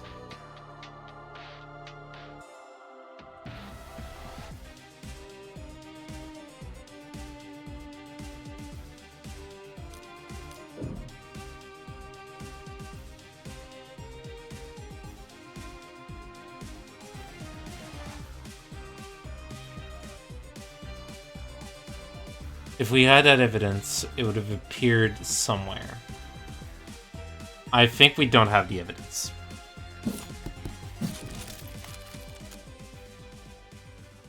Regretfully, Your Honor, we do not have such evidence in our possession. But fortunately, Your Honor, we live in a surveillance police state. Pardon? And that makes it pretty easy to surveil police officers. The officer's patrol car, the cell phones, traffic cameras, and optics data. I could request any of it. Hell. Your Honor, I formally subpoenaed all of it. Subpoena all of it. What? What? Can she do that? I'm not sure. I'm still learning. Ray's drunken swipe at my front door reminded me exactly how much power the police have. It was her dutiful checking in that made me realize just how hard is it to lose a cop in this city. Choose Rays on this one, you lose twice, you're blind. Wow, that is disgusting.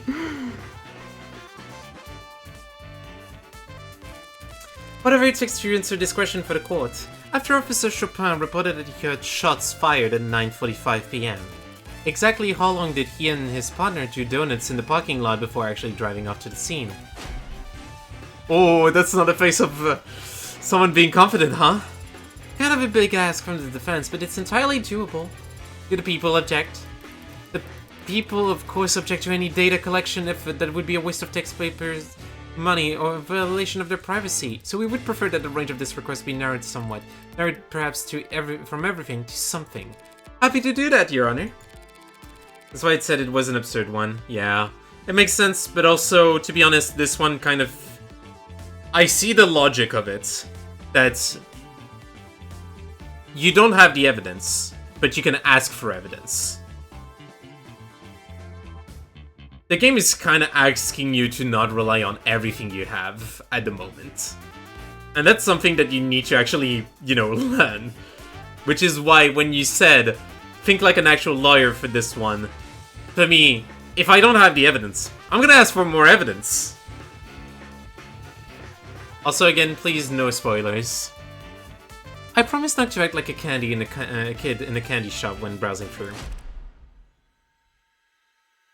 If you do this, if you subpoena that data, you'll...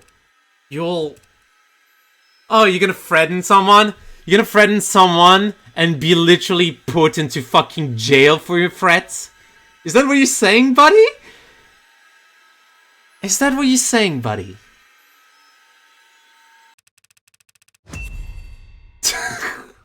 Shut up. Shut up. You just see me driving like a lethargic moron. Officer Rogers? He seems different. Hardly recognize him.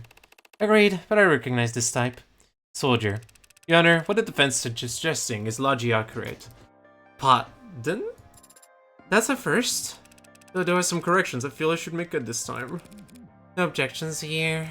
Officer Chopin is the one who discovered the frequency when we appended Anchor Time. He entered it into both our receiver apps at the time, without my knowledge. It wasn't... Oh, you bastard! It was until the night in question that he chose to inform me of the intel he had obtained, and how he planned on acting on it. At 9:45... You're a... Wow! Selling your fucking car, buddy. Wow. You're a dick. You're just a massive dick. At 9:45 p.m. we received a signal. Before I could react, he had put a notice that on the police network that he had heard gunshots. It was at this time that he told me to drive towards Blue Blood territory. He started to explain to me what he believed we would find. I chose to take a suboptimal route. We spent several minutes in traffic as he berated me for my sense of direction. So you both knew this silent alarm would lead you to some kind of Blue Blood emergency. But only you realized that meant you should take your time getting there.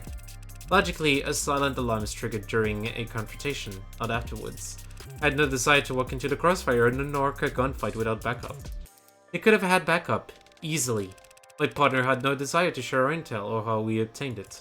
I apologize to the court, Your Honor, for being evasive, misleading during these proceedings, and I intend to take full responsibility for doing so. But I was not eager to admit the role my uncle would display in these events, and would I ever want to imply that Officer Chopin was responsible in any way for his own murder? Very warm sentiments from the officer, livid with a voice as cozy as ice water. So you're telling the court that you and your partner arrived at what you expect to be a bloodbath, and you still shot the lock off a door and started stomping inside while separated from one another? Respectfully, ma'am, with the route I took and the time it took us to arrive, we expected to find all targets neutralized. That expectation was reinforced when we arrived on the street and found the whole vicinity dead quiet. They were still first on the scene despite my stalling for time. I think that might have enthused my partner. He was excited and I let him set the pace. My deepest regret that I agreed with his request to split up. First to arrive on the scene. We know that wasn't the case. A Blue the Blood got there well before you and your partner. That's what you were talking about? The witness wasn't present for that individual's testimony, is merely giving the facts as he knows them. And he can't have known there was a Blue Blood in the building. On the contrary, he already testified about encountering them yesterday, as they made a not-so-silent retreat down into the alleyway. That was a Blue Blood making all that racket? I see. My partner, Chopin, he shouted that there was someone scrambling down in the alley not long before he was killed. Must have opened the windows on the third floor to check. That's a new detail, Officer Rogers. Pardon me if I failed to mention it yesterday. It occurs to me you weren't present in the courtroom when this other curious detail was brought to light. That the fact that there was another weapon at the scene of the crime. A bloody knife, which somehow ended up down in the dumps. Know anything about that? No, ma'am, I do not. Playing dumb? Wrong move. But I do know science is a bunch of amateurs with conflicted priorities. Explain this to the court then. Forensic analysis has already shown that this knife was the murder weapon used to stab Miller, getting a healthy amount of his blood on it in the process. It's also been established that this knife must have been what my client used to cut his own bindings. If you say so. The evidence says so. If the defense isn't interested in asking the witness questions, perhaps they'll answer mine. What does that have to do with Officer Rogers? Everything, of course. Allow me to show you why.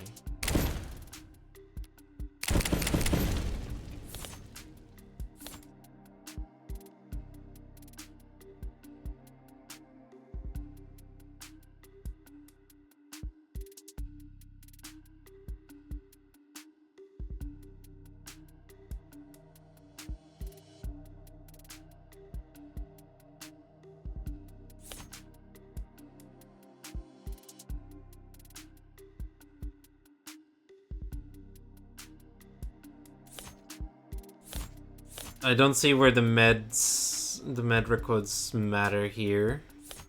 I don't see where the whistle matters here. Arrived second to the scene. Saw unlocked first floor vault. Found Rogers arresting Sosuke. And the thing is that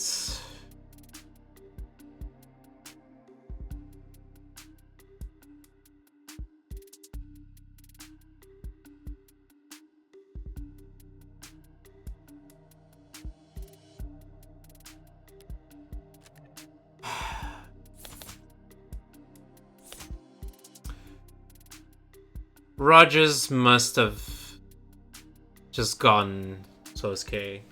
I think that the testimony is what makes him lose it. We know for a fact that Sosuke had to use that knife to cut his bonds, and Detective London's testified that Officer Rogers apprehended Sosuke alone. So why can't the officer who apprehended the man less known to be using this knife tell us how it ended up in the alley? That is a question well worth asking the witness. I have no idea what you're talking about. When I found your client, he had the Mag US and he had the sword. The sword he has struck through my partner. This knife you're talking about? Where'd you find it? In the trash. No, Sarah. Down in the alley. Well, then some crime scene tech idiot must have thrown it without thinking it was bio waste. Some scientist likely tossed it out as a prank. I wouldn't know, because I spent hours being debriefed in that room on the third floor where they set up the arcs. I spent all night in a room with my partner's corpse. Never took a trip down to empty this recycle bin. We know the knife was with Sosuke at one point, and we know it ended up down the alley later. It stands to reason that someone had to walk it downstairs and out of the building.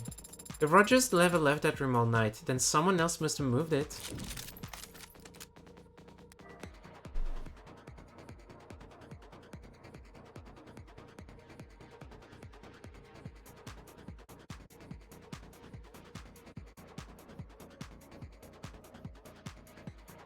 What are the options?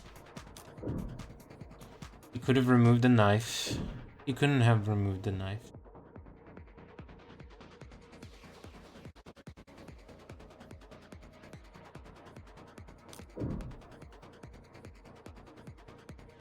I mean, at this point, he could have removed the knife.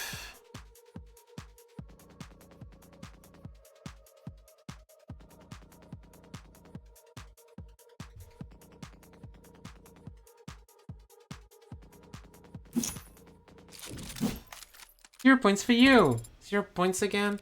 All that processing power and you can't manage to think in 3D? It doesn't matter if Officer Rogers stayed in that room all night, Your Honor. All anyone needed to dispose of the knife was to step out into the fire escape and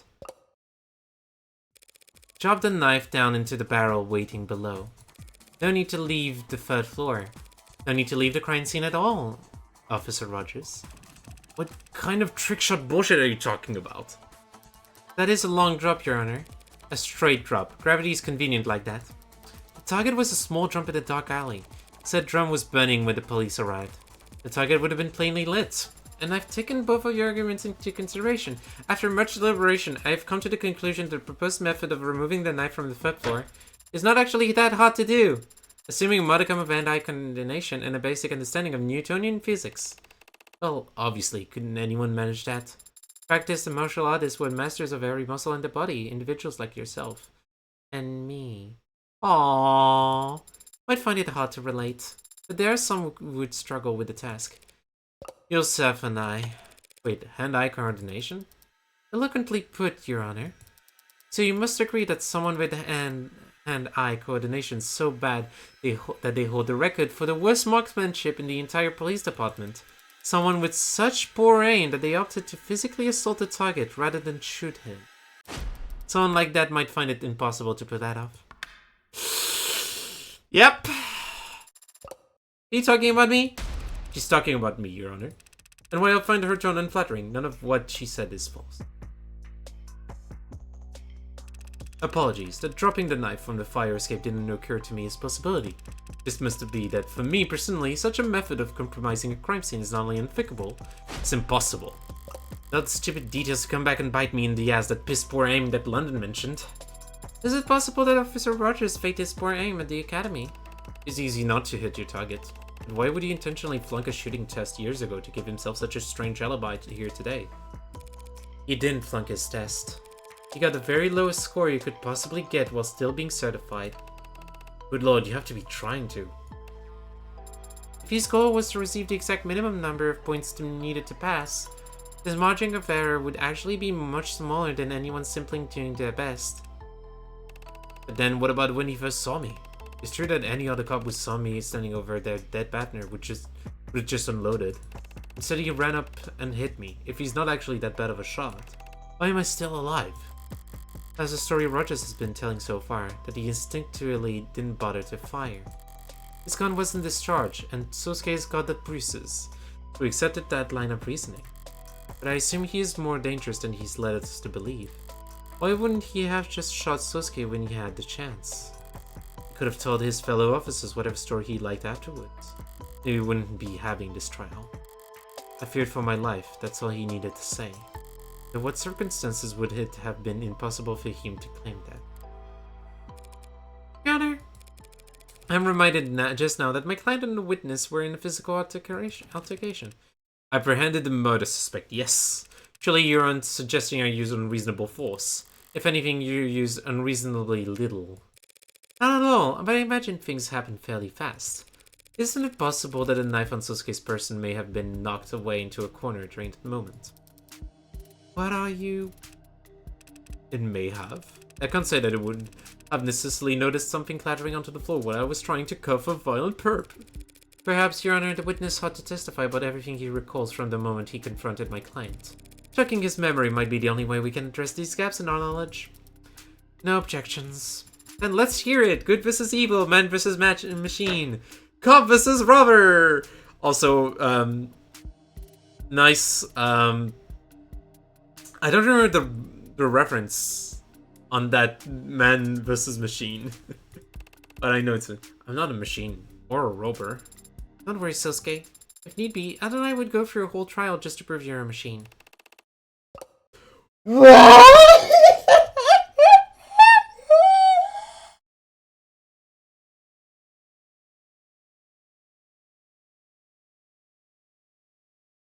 The violence!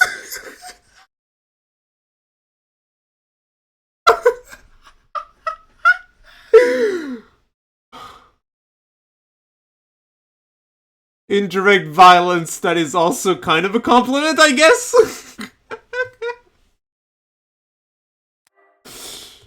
That line is freaking violent. It is vile. Alright. When I Blue Blood fled down the fire escape into the alley, I poked my head out the second floor window. But then I heard a sickening thump from above on the third floor where I knew my partner was. Reflexively, I drew my service weapon and rushed up the stairs when I saw the defendant standing over my partner's dead body. I was shocked, but he was clearly injured, and the sword was stuck, so before I knew it, I was running at him. He turned to me with dull shock just as I whipped my pistol butt into his forehead. He collapsed after that, and the room was a mess. My blood was pumping. If he had dropped a knife at that time, I wouldn't have noticed it. Despite his change in posture, he's still telling the same story. Yeah, he hasn't changed his tune, but he's giving more detail than before. One of those details is about to bite him in the ass. Alright. Poked my head out the second floor window. On the third floor where I knew my partner was. I drew my service weapon and rushed up this where I saw this defendant standing over my partner's dead body. My shockwave was clearly injured, and the sword was stuck. So before I knew it, I was running at him. He turned to me with dull shock as I whipped my pistol butt into his forehead. He collapsed after that, and the room was a mess. My blood was pumping.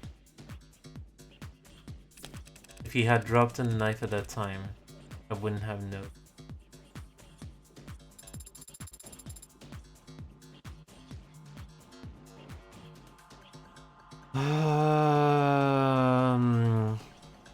Phone. London, can I check your testimony again?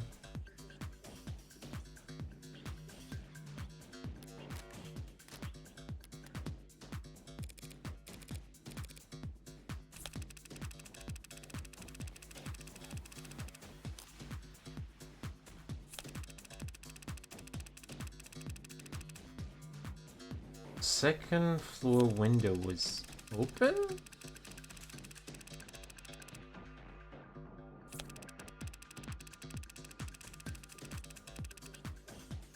Why was the second floor window open? We only confirmed the third floor. Oh, the problem is I don't remember specifically the thing. It was Yoru, it was Med records.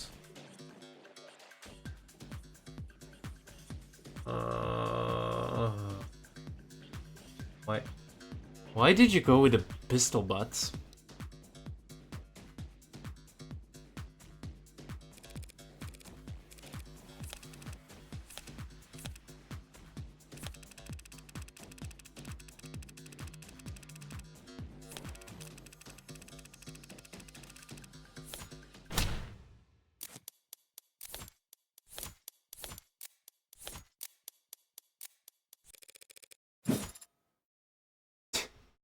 Okay, I couldn't even finish.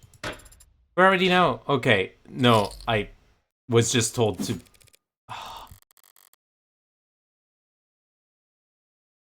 At least I got to actually see the thing. It was Yoru, Fire Escape, Sosuke.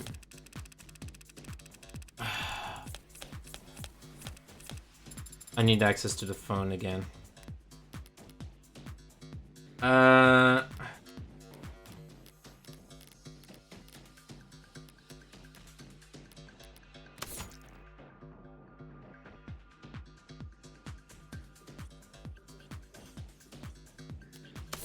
Sosuke's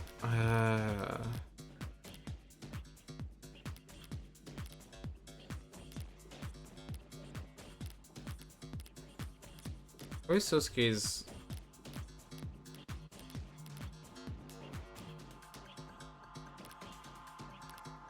Where is Sosuke's bullshit? Medical records. I am one of the body. Numerous bones. Light.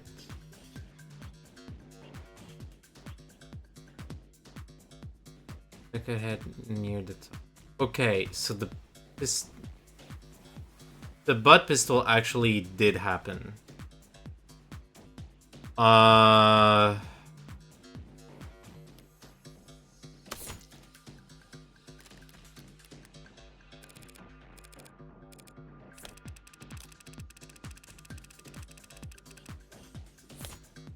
would you poke your hand? I think that this is the one. No, okay. I'm about to lose my time.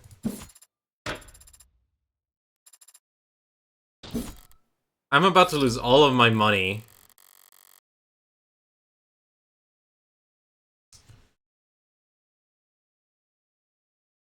Why was there 2 FUDs?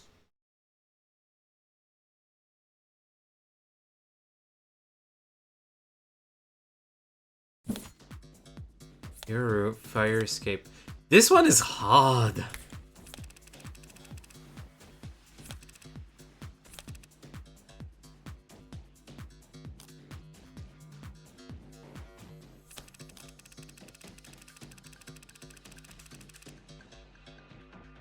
Why do you know the sword was stuck? Okay, now I know. I just realized it. Damn, How do you know the sword was stuck? No?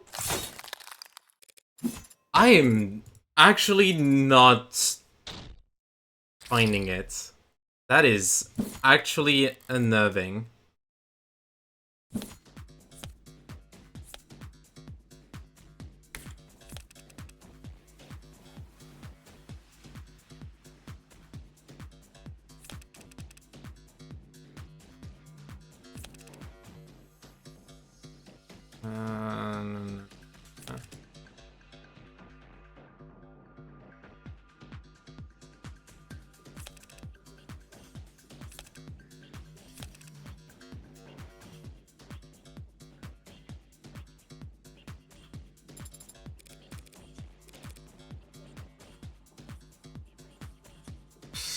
I am really trying here.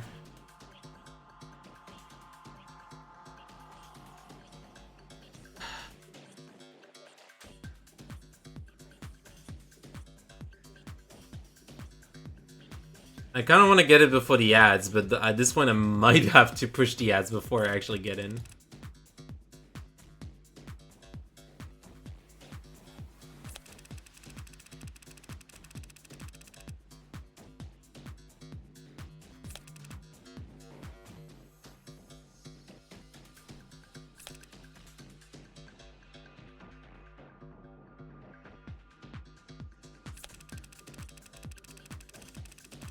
He was clearly injured?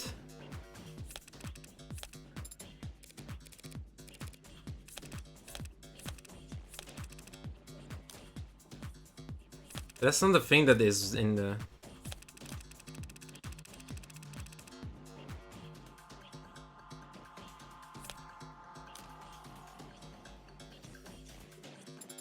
I am really not getting it. That is terrible. That doesn't really matter.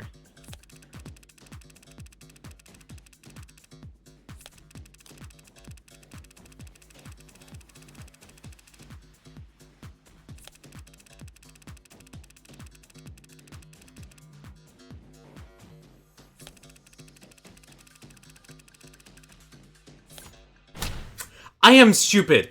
I am stupid. I am stupid. I see the thing. I see the thing and I'm dumb.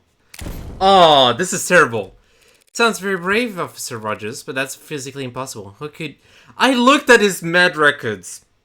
I should have... I am... This is on me. This is me. I'm very stupid. I saw the records and I didn't make the connection. How could you have knocked my client out with one strike to the forehead when it was the back of his head that was injured?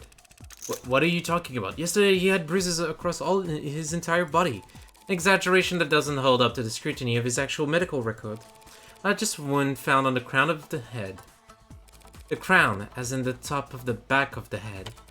The butt of a pistol leaves a surprisingly specific impression on the human body, Officer Rogers. I assume Dr. Sato is still in the building. Perhaps we should call her back and have her examine my client on the stand. Sasuke, you'll have to remove your shirt. Get my head checked? That would be a waste of time, Your Honor.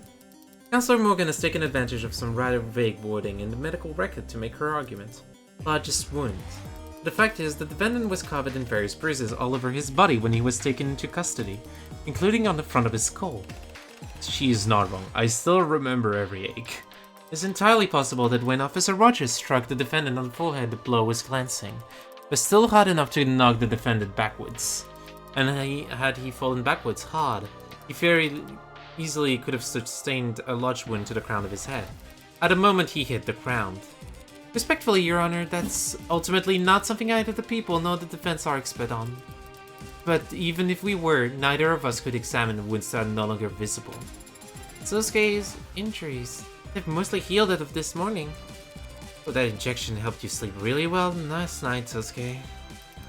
Your Honor, as I see it, either we could extend this trial indefinitely, with both the people and the defense flying X-ray specialists and contusion analysts to argue back and forth about fracture lines.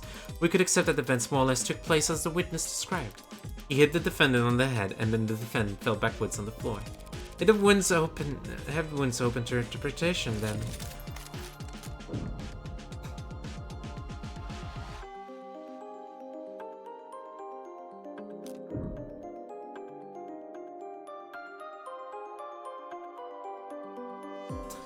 I'm willing to gamble at this point. But also, let's run some ads. And let's see.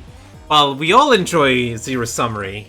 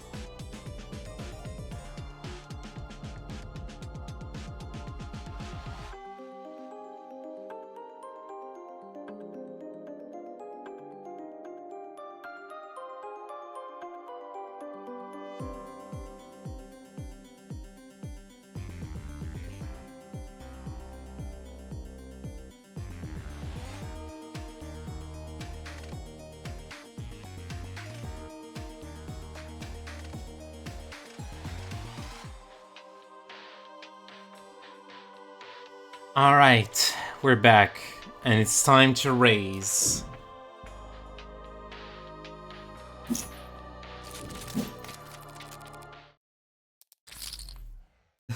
Let's watch the medical data with our own two peepers.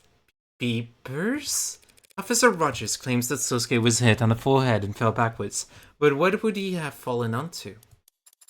In that room, probably bloods and guts, yuck. You're exactly right. All kinds of firsts happening in courtrooms today. He would have gotten blood all across his back. But that's not how he looked when he was arrested. The medical reports clearly states that he had blood on the front of his body, telling us that Sosuke could have only fallen forward. And what of it? Maybe he did. Maybe he turned his head while trying to dodge. Things happened fast. Don't try to bullshit a bullshitter. Fast enough that you may have in fact actually struck my client from behind. Yeah, maybe. Took him by surprise, when he was no threat to you. What? No. Easy target to knock out at that point. Makes sense why you wouldn't use lethal force in that scenario. No. He was... The guy's not really not... Full head on me. True. I don't deny it. Which makes it highly unlikely the witness could have simply hit him on the crown. If things happened as you said and he had an element of surprise, he would have simply aimed for the easiest target possible, the one easiest to reach, the center of the bottom of his skull. Not quite. Excuse me? I never said that my client was standing up when this happened. You mean... he was asleep? No. Considering that he was struck on the crown of his head, it's obvious that at the time, Sosuke Kariya was... bent over, baby! My client must have been bent over. He was bent over when the witness came from behind, and... Adonai, what are you interrupting now? It's because I thought you wouldn't want to know you were about to phrase things in a way that would sound very silly. What are you talking about? Sarah's right, Morgan. You should let her take this one. What? It was when Sosuke bent over to pick up Yoru.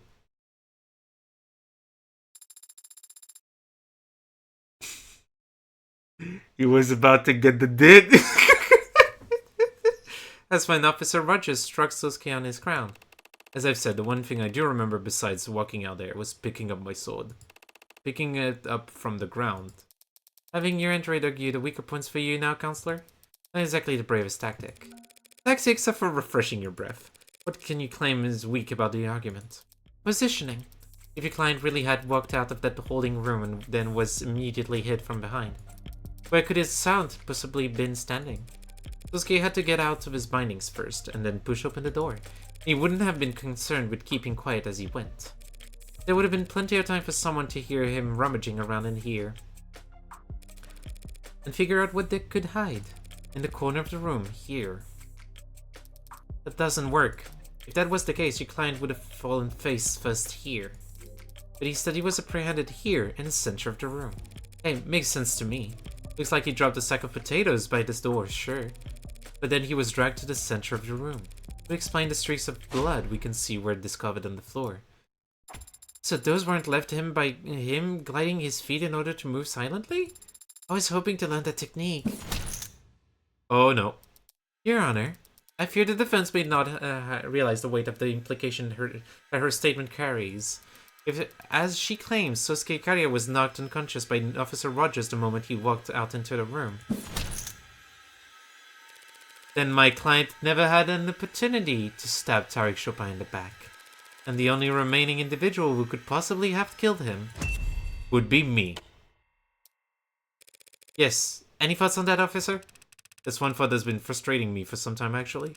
When I expected the prosecutor to voice, but perhaps I misjudged her. You what? None of that what you're saying makes any sense. You say I hid in the corner to surprise Sosuke, and then that I what then? What? Snuck up on Chopin? How could I do any of that if I was downstairs at the time Chopin was killed? At the time Sosuke killed him. You... It's not that the thought hadn't occurred to Emma, you idiot. It's that once I address this point, your entire testimony falls apart. And the truth of the case becomes crystal clear. There's no misunderstanding on my part, and I suspect not on the part of the people either.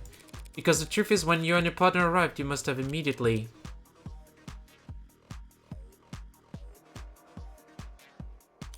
fallen behind.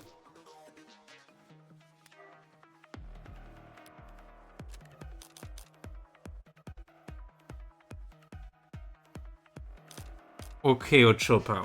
Both of them can happen.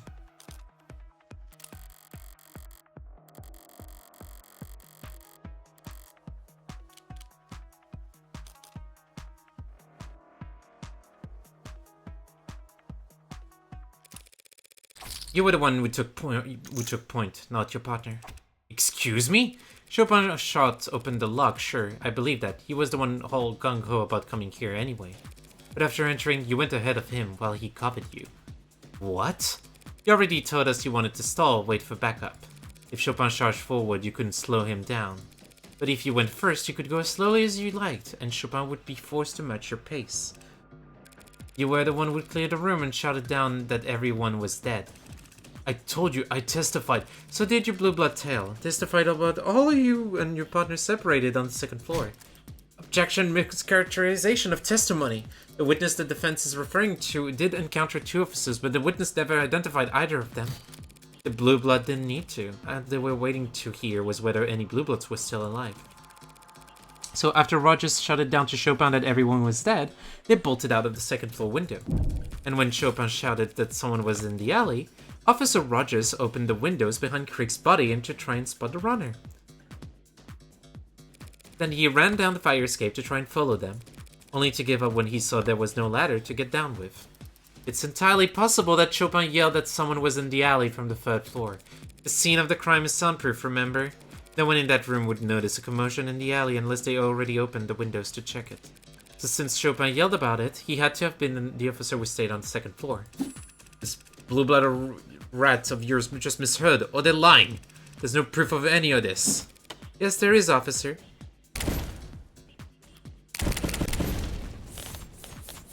Whoa, please.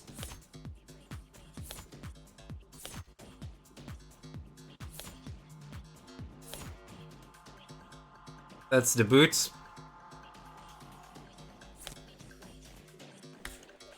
Just to check. Oh yeah, that's the scrap of paper. But it's not just any scrap of paper. It matches the red ink documents that were found where the pod died. And it happens to have a partial footprint on it, proving that someone stomped from the crime scene down the fire escape and into the 2nd floor. That doesn't prove anything. Your own client could have left that blueprint. My client was arrested barefoot, remember? You should. You did the arresting. Then maybe Chopin. If Chopin was the one who brought the scrap down from the 3rd floor, that would put him behind you. Meaning you couldn't have walked in on him being attacked by Sosuke. Ugh. Counselor! Even if we accept that Rogers was on the 3rd floor and then moved down to the 2nd, the sequence you described ends with both officers reunited on the 2nd floor, with neither of them dead. But obviously Chopin did proceed to the 3rd floor because that's where he was killed. So now we're back where we started. Back where we started? You're forgetting one key detail in this new sequence of events. At the time the officers reunited on the 2nd floor, my client was already unconscious. Meaning the only person who had a chance to kill Chopin was, in fact... None of this shit matters! This lawyer is trying to accuse me of killing my partner.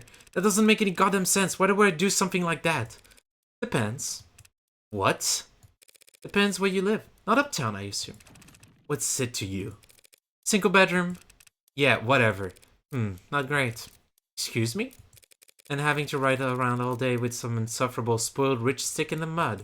Knowing the whole time that your job, your whole goddamn police department. It was just a bullet point on his resume. Counsel is badgering the witness in lieu of making an actual argument. Apologies, Your Honor. I'll state the motive plainly. Prop 492 was corrupt. Blue Blood and worse would profit off of it at the city's expense. But it would also bring economic relief and badly needed repairs to Little Woods. It might as well stop the canopy from, just falling down and crushing everyone who lives there. But a climber like Chopin wouldn't care about any of that. Every photo I've seen of this guy, he has a big stern frown. I'll bet he was grinning ear to ear when he found that red egg. Must have made you sick to your stomach. So you killed him, and then you bled him like a pig to try and destroy the documents you have plastered all over town. You're crazy. That's not possible. Do the people have anything to add? Emma hates losing, but she's not stupid. She must be getting a sick of having to cover for this. Ooh. Officer Rogers. Keep it together for Emma? What is happening? You were the one who entered the 1st floor first, weren't you? What is she doing? Yes. How long were you there before your partner alerted you to someone escaping through the alley? More than 2 minutes, less than 3. You had a chance to start looking the room over? Yes. And did you see anything as politically explosive as what the defense has described? No, nothing of the sort. Your Honor, the witness is blatantly lying. We know the documents were there, and we know Chopin found them because they were found underneath his corpse. And his defense theory that he was killed because of those documents. Because he would have tried to make them public, essentially. Yes. That's the defense proposed motive for this man to kill his partner? Yes. I see. But why would he prepare to kill his partner for reading documents left out on the desk? When he had over 2 minutes to simply get rid of them beforehand.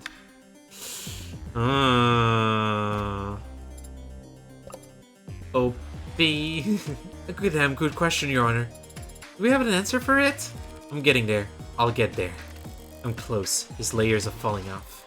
This is a cold guy, cold enough to walk into that room, knock out Sosuke, and stop calmly looking around. So is he lying? Did he actually see those papers? No, Emma's right. If the papers were in plain view, he'd just have tucked them into his jacket. The papers were in plain... Were they? I don't remember. Where the hell did I put them if not on the desk? I remember taking them out of Krieg's safe, just thinking they were nothing important, just... Okay. That's probably how one page got left where he could stick it to the bottom of Roger's boot. But before I left, I reorganized things. I tried to make it seem like it was never there, so I stacked things neatly. Yoo-hoo, Counselor! Any cuckoos in or around the nest? Pardon me, Your Honor. I was simply overthinking, to be honest. Officer Rogers didn't dispose of the red ink when he had the chance because he didn't notice the red ink. It's that simple. A simple answer to a simple question that simply doesn't measure up. If Officer Rogers didn't notice the red ink dots in the 2 minutes he had with the scene, how did his partner discover them so quickly? Neither of them were looking for illicit government documents at the site of a gang shooting. Neither of them would want to start disturbing a crime scene when there were bodies with blood all around them. Correct. Rationally, neither officer would want to start making a mess of the scene. Something must have simply caught Officer Chopin's eyes. Very bad luck on his spot, as it turns out. You gotta be. What the hell are you talking about? What could it have been? Sounds like a tough question to answer, but there aren't as many possibilities to sift through as you'd think, Your Honor. Because it would have been something that caught Officer Chopin's eye, yet not that of his partner. In other words, something in the scene that Officer Rogers would recognize. Your Honor, this is pointless. If the officers knew this was the site of orca violence from the silent alarm, and there was blood and corpses all over the damn place, and if the red ink dots were not in plain sight amidst all that carnage, what could possibly have drawn Officer Chopin's attention to them? We don't need to retrace Chopin's steps specifically. Was there anything in the evidence record that he left a trace on?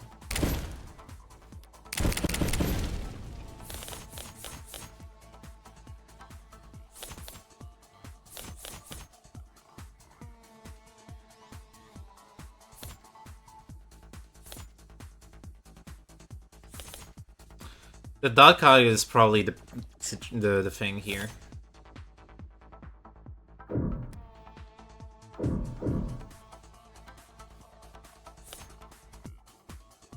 You wouldn't know that what a dog cod is unless you're literally in the highest echelons. When Rogers first entered the crime scene, he must have seen Krieg's datapad resting on top of some papers. You think the red ink documents were beneath the datapad at the time? That might explain why Rogers didn't notice them, but that's only half an answer. Then how's this? It wasn't the datapad that drew Chopin's attention, Your Honor. It was the dark card that was stuck inside of it. The dark card? Seems like more than a fancy credit card to you or I. But if you're rich enough, it's an unmistakable sign of powerful forces at play. Exactly the kind of thing that would put a gleam in the eyes of the politically ambitious Officer Chopin. Right up until the moment he saw the bombshell hidden underneath the datapad. Your Honor, this speculation, Chopin's prints were discovered on the datapad, Your Honor. We know he must have picked it up. And that datapad was found by police on the desk, so we must know he must have put it down. I'm merely proposing that he didn't put it back down in the same exact spot. Just because this dark card happened. Hey, seriously? What the hell have you two been talking about? What the shit is a dark card? Thank you! Thank you, buddy. Cryptographically anonymous wallet card that rich people use to buy illegal drugs and gifts for their mistresses. Not common knowledge, unless you run in circles as high up as the city council. Oh. Yeah, you're right. I didn't know that. Never heard of that. Assume you were being literal. It is a dog caught. Yeah, to be honest, it wouldn't surprise me. Chopin going around picking whatever he wanted at the crime scene without radioing in first. Sounds about right. Bare hands, mouth breathing. Guy was big on following the rules, just that wasn't that good at remembering any of them. Not me though, I remember every rule. Oh yeah, sure, buddy. Partner breaks the body cam, I request a new one, let him use mine, stop him from getting sued by the next punk he bumps into. It was a real risk for him, he had money, people would sue him if they could. And when we tried to sue Huey Rogers, the only thing the judge could award them would be my own goddamn debts. I don't think I'm bad with money, just bad with debt. Can never seem to get rid of the stuff. But even I'm not so stupid as I would want to wear gloves at a goddamn crime scene. You mean... Obviously, Consular. From the minute we pulled up to that building until I was relieved from duty and sent home the next morning, I was wearing gloves. 3 stories in an alleyway, and I can swear on my parents' graves that I didn't contaminate 1 millimeter of it. Didn't put my greasy fingerprints on the windows, the doors, the murder weapons. You'd never know I was ever there. You can say I did this or claim did that. But the city's only ever gonna hear that some Karian bastard killed a bunch of blue blood punks, and that Tariq Chopin died a hero trying to save the day. Right. Adonai, is this true? Is that possible? After all this, is it possible that... But a jury, surely they can see. A jury will see what the adjutant decides they need to see in order to properly render their verdict. The adjutant comes to the conclusion that a witness or line of questioning would only serve to confuse the jury. AD, Your Honor, the jury... Give me a second to think, girl. I'm trying to build consensus and basically everyone's mad. So maybe the adjutant rules in our favor, but maybe the jury sees things our way. But there are no guarantees. After all that, it just... comes down to a gamble. Always does. Yeah. But you still get a chance to sculpt your hand. And I can do a lot better than this pile of shit. Just have to take my licks first. Your Honor, I disagree. About what, exactly? About all of it. About everything! Look, we know someone moved from the 3rd floor to the 2nd floor via the fire escape because of that scrap of paper, which would have put them in perfect position to walk up behind Chopin. And we know Chopin picked up the datapad because his fingerprints are on it. So we can reason Chopin was investigating the desk before he died. And of course, we know he died reading the red ink documents because, duh, his body was found collapsed on top of them. Put that all together, and nothing. You still have nothing. Nothing except circumstantial evidence trying to witness to a theoretical sequence of events. Emma, did you get hit in the head too? What? We have Officer Rogers' fingerprints on the murder weapons. What?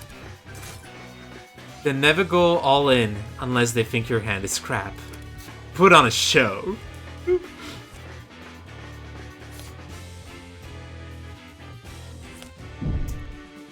Hey buddy, what's that pistol about?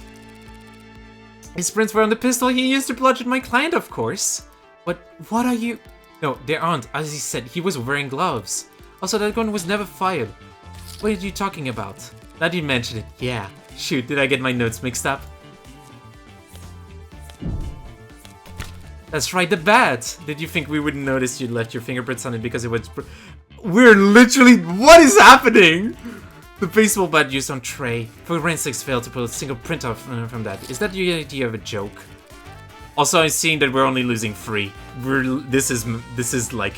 this is mandatory. Jeez, take it easy. I misspoke a little. Also, I don't have my reading glasses. What? The mag US that was used to kill cannons, tanks in Greek. Pretty stupid to forget to wipe your prints off of a piece that gaudy, don't you think? Counselor, what is this? Are you throwing a tantrum? Make a mockery of the courtroom? The only prints of that gun belong to Sosuke Kariya. Oh, so sorry. I guess I was thinking of another case. Is there perhaps a gas leak on the other side of the courtroom? The blade. Oh, don't I feel stupid. What I've been trying to say is that Officer Rogers failed to notice that he left his fingerprints on the most important weapon of all. The very blade that took his partner's life. Enough of this embarrassment. What the hell's wrong with you? I knew a mob layer would be corrupt and vile, but how can you be such a stupid bimbo? Do you think we're all idiots? My fingerprints are on that goddamn knife and you know it. My mistake. I can see that here that yes, I was misreading the fine details and it does appear that your fingerprints are not on that knife, sorry. You... Oh dear. What? What is it? I guess we're just all wondering. How long have you known that it was this knife that was used to kill your partner?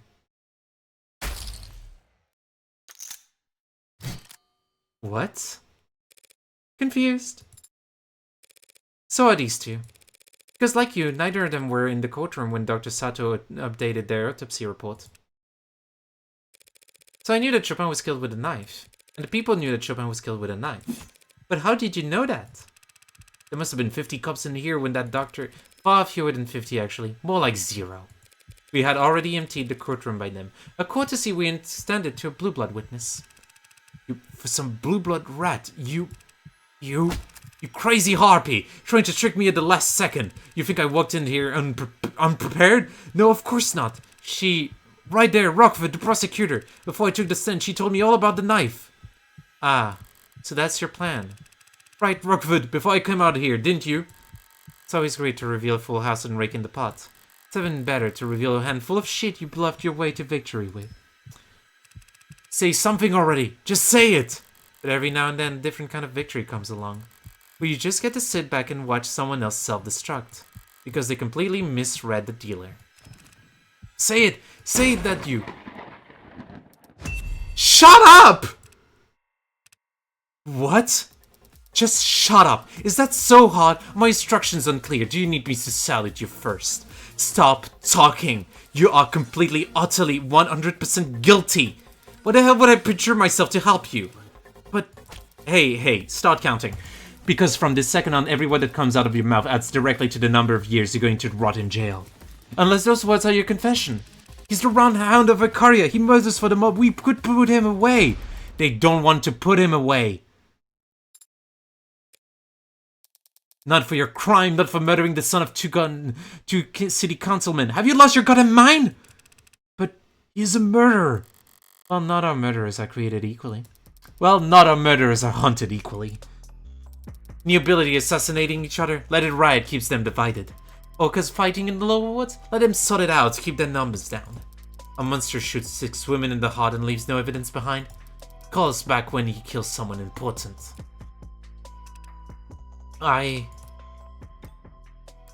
Strange. When she's properly infuriated, there's usually no stopping her. Well, if she's not going to twist the knives herself, I shouldn't let it go to waste.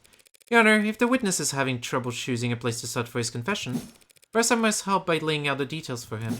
You sadistic bitch! He was counting on Emma to step in. Now he's laying down the rocky face of despair. Fingernails split and bloody as he attempts in vain to slow the descent. Not very dignified, so I won't leave him hanging. I'll be happy to speed him along. In summary, a week ago you acquired a blue blood distress signal when you arrested Tanks, but your partner insisted on letting him go and keeping the code to yourselves. So the night of the murder, when the alarm went out, he jumped at the chance to be the first unit on the scene at what could be a gang shootout. You did all you could to stall, but your partner pressed on and even shot open the door in his hurry to get into the locked building. You made up an excuse to keep him on the 2nd floor and proceeded to the 3rd on your own, relieved that everyone was already dead. And puzzled by the delirious Sosuke who you knocked out with one blow to the back of the head. But by calling down your partner to convince him you were already too late, you were ordered to the Norca hiding downstairs. And when they fled out the window and down the alley, you opened the windows of the crime scene to keep chase. While you were scanning the alley from the 2nd floor fire escape, your partner proceeded upstairs, where he was just as stunned as you were, but intrigued by the presence of a dog card you never recognized. He knew that it pointed towards the involvement of powerful parties. It was simply bad luck that he found a red ink before you. But he must have felt like he'd won the lottery. He was the one man in the city who would benefit the most from exposing the corruption it hinted at. He must have been salivating at the opportunity right in front of you. Standing in the blood without a second thought. He had taken the knife from Sosuke, hadn't even thought about it up until that point. You knew once the rest of the force arrived, there'd be no stopping the red ink from going on the record. You had one chance to blood it out for good. That's all a lie, just smoke and mirrors, tricks and guesswork. The Hound of Icaria is standing right there next to you. The Blue Bloods themselves even tried to kill him right in front of us. No, they didn't. Excuse me. I have it on very good authority that the Blue Bloods wouldn't want my client assassinated. Oh, I'm sure. So considering where the shooter was and the direction he was aiming, the only person he could have been aiming at would be, well... You! What the hell are you talking about? It seems like the old god wanted to make sure there would be a swift punishment for letting Prop 492 blow up. So you can keep protesting your innocence if you want. It might work out. And you might be able to avoid the next blue blood to come after you, and the next after that. You might survive just long enough to end up the only casualty in a tragically unavoidable case of friendly fire. Here. Blue is coming after you from above and below. Who gets there first is a coin toss, so tell me. You feeling lucky? Well, you. Any questions? You and this DA, you're... Officer? You're both. You're all out of your damn minds!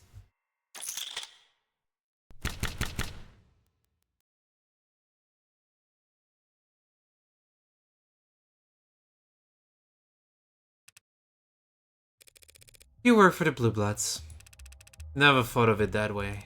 Even back when I was a kid, I thought they were just another institution. Like a neighborhood watch, people looking out for each other. Everyone's parents working off working or enlisted or in jail for civil disobedience. While neighborhoods that cops, medics, goddamn firemen wouldn't set foot in. Didn't see it as transactional, thought I was just lending a hand. My blood ain't worth shit. I wasn't useful enough to be a young blood, not looking enough to be a host. But I kept going to school to help me pay for it. Because it was, in fact, transactional. They expected to get something in return. Police Academy, that man on the inside. Wasn't as exciting as it sounded. I make sure it wasn't. This course sucked. Aptitude sucked. Clumsy and boring. I made sure no one would want to give me anything important to do. Valuable enough that the Blue Bloods wouldn't put out me. Not valuable enough that the cops would give me anything worth passing on. At worst, was double agent. So bad at this job, he'd never be expected to double-cross anyone. Imagine the look on my face when my reputation for nothingness gets me paired up with the worst babysitting job on the force. Tariq Chopin. We were perfectly matched in a way. I didn't want to be near nothing, and nobody wanted to let him near anything. Nothing dangerous enough to get him hurt, nothing real enough that he'd go blabbing to his dads. If we went around to schools, those jobs would get. Building security? Morning assemblies, telling the kids what cops do. He's all to call for help. A goddamn joke. How worse things to be? You think I don't know that? Think I give a shit that kids were laughing at us in the back of the class? The teens were throwing soda cans at our car? Good for them, at least they were having fun. Dick was never having fun, he was just burning inside, humiliation and bile, stomach full of it. If he hadn't found the code on tanks that day, I don't know. Guy would have either put his 2 weeks notice or just drawn his gun and walked into the nearest Arkham mansion. So when you two arrived at the building, happened like the defense attorney said. I told Chopin some bullshit about smelling contraband on the second floor. He started poking around, and I went straight to the third floor because that was the bosses would hang out back when I was a kid, where they give us spare change to buy their groceries and pick up their laundry. Never made this creek on this spot in my life until we stopped at Curtin. Different gents. I've never seen anything like the bloodbath in that room. All 4 of the pods were dead when I got there. Believe me, but don't believe me. I know Hound of Icaria, and I don't think even he could have done that either. Considering how he stumbled out of that water closet like a bloody water balloon. I did work on him in the back of my head, but my hand to God, I'm not convinced it did anything. But he's down in the blood like that, couldn't have come up with a nuke. When the Hound dropped, I searched him, followed protocol. Found that knife in his hand. I called down, said everyone was dead, that blue blood bolted. I called after them. And yeah, I opened the window and tried to follow. I guess Tariq didn't know the ladder was out. Figured it would chase him down, because by the time I stepped back inside, he was upstairs. And I walked up those stairs expecting him to be puking, crying, shaking, I don't know. Instead, he starts yelling down, happy, ecstatic, he can't believe this, scoop of the century. And I realize I know what he's talking about. The Blue Blood superiors let you know about Prop 492. Lots of people knew the deal with Prop 492, even non-blooded CDs. Nothing wrong with any of that, so long as it stayed a rumor. So long as the state didn't know we knew where the pillars were gonna be built. It was a nice thing, believe it or not. People in the lower wards whispering about big money coming in. A little excitement to look forward to. Tariq was excited too. All you could see was forward, barely reading the words in front of his eyes. not giving a shit about anything behind him, not caring about what he was trampling over. I didn't plan on doing anything, if that matters, if you care. I was moving slow, but I wasn't trying to hide. I just... After taking it off the hound, I still had the knife. A goddamn knife in my hand. You all seem like educated people, so I take it none of you believe in evil. You believe in evil down in the lower woods. It's like a fog. It hangs around certain people, places. And it poured off that knife like a water fountain. The devil made you do it? Haven't had that one in a while. If it wasn't for the duck cod being there. You know, Tariq told me once, he said he wanted to become mayor. I just did this stupid fake laugh and told him he had my vote. I don't know why I did that. I shouldn't have done that. Laughed at him? Shouldn't have lied to him. And so, Your Honor, the people would be dismissing the charge of homicide in the first degree with prejudice. What does that mean? They can't charge you with Officer Chopin's murder again at a later date because they found more evidence. And for the charges of second-degree homicide? We will be dismissing the 4 charges of second-degree homicide without prejudice. Though she's not quite convinced I couldn't have killed Creek's Pod.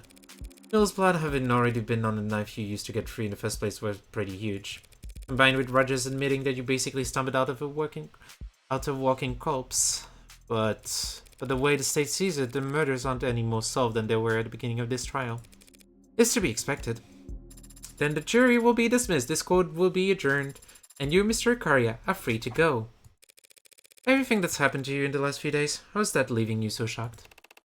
I'm not shocked, I'm just grateful, Counselor. You have my... Ahem. Your Honor, is there perhaps something else you wanted to say? Well, if you insist. I guess, for some reason, even though the jury's been dismissed and it's actually their job to do this part and the charges were dropped, I had this strong overwhelming urge to say, not guilty. No, that needs to be much bigger. Maybe I cast ye innocent? No, that sounds dumb.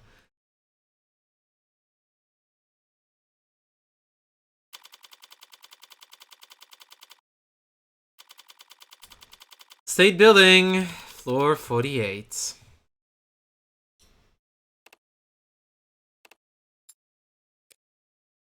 So how did you plan on celebrating? I don't know. We won, in case you two somehow missed it. And won so definitively that the police and even the Boobots can't hold a grudge. Right. My apologies, I'm grateful to you, of course. It's just that I still haven't gotten an answer to the question that's been haunting me. Even more so than whether or not I killed Chopin.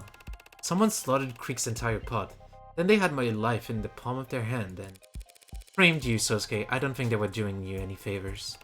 And yet they did. They let me live. It feels strange, owing everything to someone so unknowable. Well, you'll have plenty of time to think on it, spending the rest of your life hiding your head in the sand.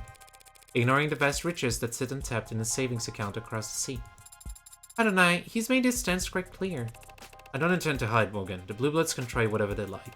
They can find me standing right where I always stood, protecting my family. Seems like there's someone would like to speak with you just about that. Sosuke. Mako, young master! Forgive me, young master. I failed you, repeatedly. I'll accept any punishment. Very well. 180 years of 8 years of manual labor. Oh. Yeah, that's about as merciful as I expected. At least he picked a good number. 100 and...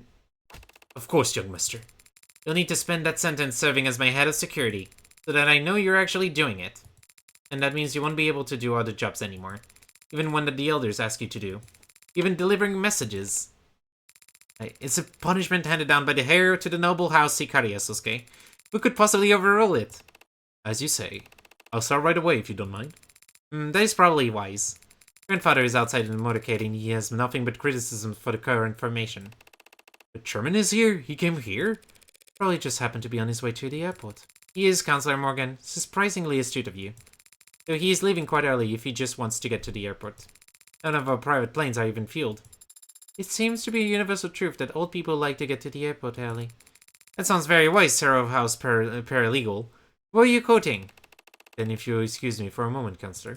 Yeah, feel free to. Take Sarah with you. Pardon? If you don't let her look at your tattoo now, I'll never hear the end of it. Yes, well, that's... Hmm. Right then, I'll find a corner in which to lift up my shirt. Un instant. Congratulations, Counselor. You succeeded on all fronts. Thanks. Not satisfied, Makoto seems to be in a good mood, if you ask him for a bonus now. Shouldn't I just negotiate with my employer directly? You're the one who hired me, aren't you? At the very least, you're the one who would put my name forward to Makoto. It's easy to see looking back. You're the only one who has acted in Sosuke's interest this entire time. Who isn't a child. And? What of it? Why me? Why does it matter? Because I value my privacy. I want to know why a woman with your resources would put an ant like me on her magnifying glass. Such cruel metaphors you employ. Someone who values their privacy that much should, in the future, avoid directly confronting the board of multinational corporations. Noble's board of directors? You were not amongst them, myself. But when one woman shifts the opinion of a room that second, even by a millimeter, what gets around? Why, you really are a shy little girl. You're putting the genie back in the bottle, but I won't recommend you to anyone else if it bothers you that much. Thanks. Though you can be pretty shy yourself, letting Makoto take all the credit. Why the subterfuge? I've already overextended myself in this matter. A woman from my side of the house intruding upon the IFG's business. I don't mind I have to rip out fingernails in front of the elders as recompense. But I thought I might spare myself the additional pinky or so. You're being literal, aren't you? Disobedience always has a cost. Especially in old families. Especially for daughters. But not flinching as you pay the toll carries its own kind of power, don't you think? Maybe I'm just trying to dress up my cowardice as dignity. Disobedience used to come naturally to me. It gets harder the older you get. Harder to believe your independence wasn't just in maturity. That's why I'm glad Makoto is such a good boy. I don't want him to feel any guilt later in life. Yes, Makoto certainly takes his responsibilities seriously. Can't imagine where he gets it from. I was such a hellraiser. He must get it from his father. I suppose it's an interesting mark below Sosuke's eye. Looks like a mole, but it seems to be hereditary. Does Makoto know Sosuke is his father? Does Sosuke? I would be very disappointed in Sosuke's intelligence if he didn't. That's why Sosuke left the family to join the military, wasn't it? Why he has to become the Hound when he came back. Self-imposed exile for interfering in your arranged marriage. Interfering? We were younger then, but we still knew what we were doing. We knew there was no stopping the marriage. If we didn't cover up the pregnancy, others would. Or just eliminate the problem themselves. Sosuke left before the bridal shower. Sudden enlistment, suddenly, but I don't blame him for not wanting to be there on guard duty as married, not a man. If Makoto is Sosuke's son, though, that means he carries his blood. If he stands to inherit from both his father and his mother, his worth. I understand this is going to be hard for you to believe coming from a woman like me. But Makoto is already worth enough. He has his health, he has his mother. And his father will always be close by. Every moment we shared as a family is worth its weight in gold. As you've now seen, when given the opportunity to choose between Makoto and the Blue Blood fortune, Sosuke chose the former. All of you could have it all. Why don't you want it all? We already have it. I see. You don't understand, do you? I hope you do someday. Let's get back to something I fully understand then. Bargaining. One blood test from Makoto could split your precious house right down the middle. Your husband will be infuriated, assuming he has a pulse, and whatever connections you married him for will burn up in seconds. So unless you guarantee me that I'm free to turn down any job. Don't make unnecessary threats, Counselor. It makes you look weak. Take it from someone with experience, you're always free to leave the house. If you find yourself slinking back, don't be too hard on yourself about it. It's just what the house does. Now, would you excuse me? Sosuke seems to have satisfied your companion's curiosity for the time being, and it's very rare for him to have any time for himself. You don't understand, do you? Counselor Morgan. Emma. What's that look for? That's true infamy now, isn't it? After Rogers went nuts and perjured himself all over the place, you calling that shitstorm a win? It definitely wasn't a loss. You're ridiculous. Thanks, by the way, for letting things play out as long as they did. I imagine you wanted to put the brakes on things a number of times back there. But now that it's all out, my client won't be getting knifed by cops or blue bloods. At least not for anything he didn't do. You think I was happy to let the Hound of Icaria walk out of my courtroom? Your courtroom? I'll have to have a word with the adjutant. Please don't. But yes, I had my doubts. The OC unit had been getting a number of odd reports in the last 24 hours, to be told. What do you mean? First of anonymous tips about figures in red being spotted around Creek's place before and after the killings. Figures in red. That's right. Rust. Ah, right, the rust. I don't like the timing, but it's not as if OC can ignore the idea altogether. Someone killed this spore, and it wasn't Sosuke or Rogers. You don't like the rust for it, where's your head at? Whoever killed Creekspot did it with such unhinged brutality, and yet it was executed with precision so cold-blooded that they managed to virtually erase their presence from the scene afterwards. Yeah. Thanks and Creek were both shot from fairly close range and near enough to the solar plexuses. I suppose. Bashing Tree's skull was overkill, yes, but it was the safest way to erase anything his mods may have recorded. And even if it was an afterthought, that overcorrection is in line with perfectionism interrupted by... Bah, forget it. I'm seeing things that aren't there. A sign of obsession. Obsession? I'm jealous. You seem to like you never get anything get to you. It's unpleasant, you know, feeling like you're possessed by something. Or someone. Well, if it was easy to wrest control back, it wouldn't be an obsession. Just puppy love. Ooh. Oh, that's me. Gotta take this call. See you around, Morgan. Yeah, see you around. Just don't go telling anyone that it was a win, or I'll have you arrested from spreading misinformation. Ooh, ooh. Well, we can't have that. Okay, Morgan, I fulfilled my obligation to Sarah now, so now you can buy me a goddamn drink. Pardon? You can start your 108-year sentence tomorrow. I've got some paperwork we need to go through before then, and I don't want to do it sober. Huh. Oh, you're serious? Of course I am. Everyone knows it's tradition for a client to buy their lawyer a drink after beating charges like this. And in this city, they take them to this one special bar, Kintsugi. I've never heard of that tradition. But that bar. Yes, well, you lived a very sheltered life under the roof of House Icaria, but I forgive your ignorance. Time for you to put the fat wallet you've been accruing the whole time to good use. I suppose I owe you a great deal. Very well, but first I must inform Lady Mirai and the young master. Go right ahead. Be my guest. Oh, is that Adonai? Did you want to get a look at Sosuke's tattoo as well? I'll take a rain check. Sosuke seems much more animated this afternoon, don't you think? Did you say something to him? No. No, I didn't do anything. I see. And perhaps his injuries were just taxing him more than we realized. That must be it.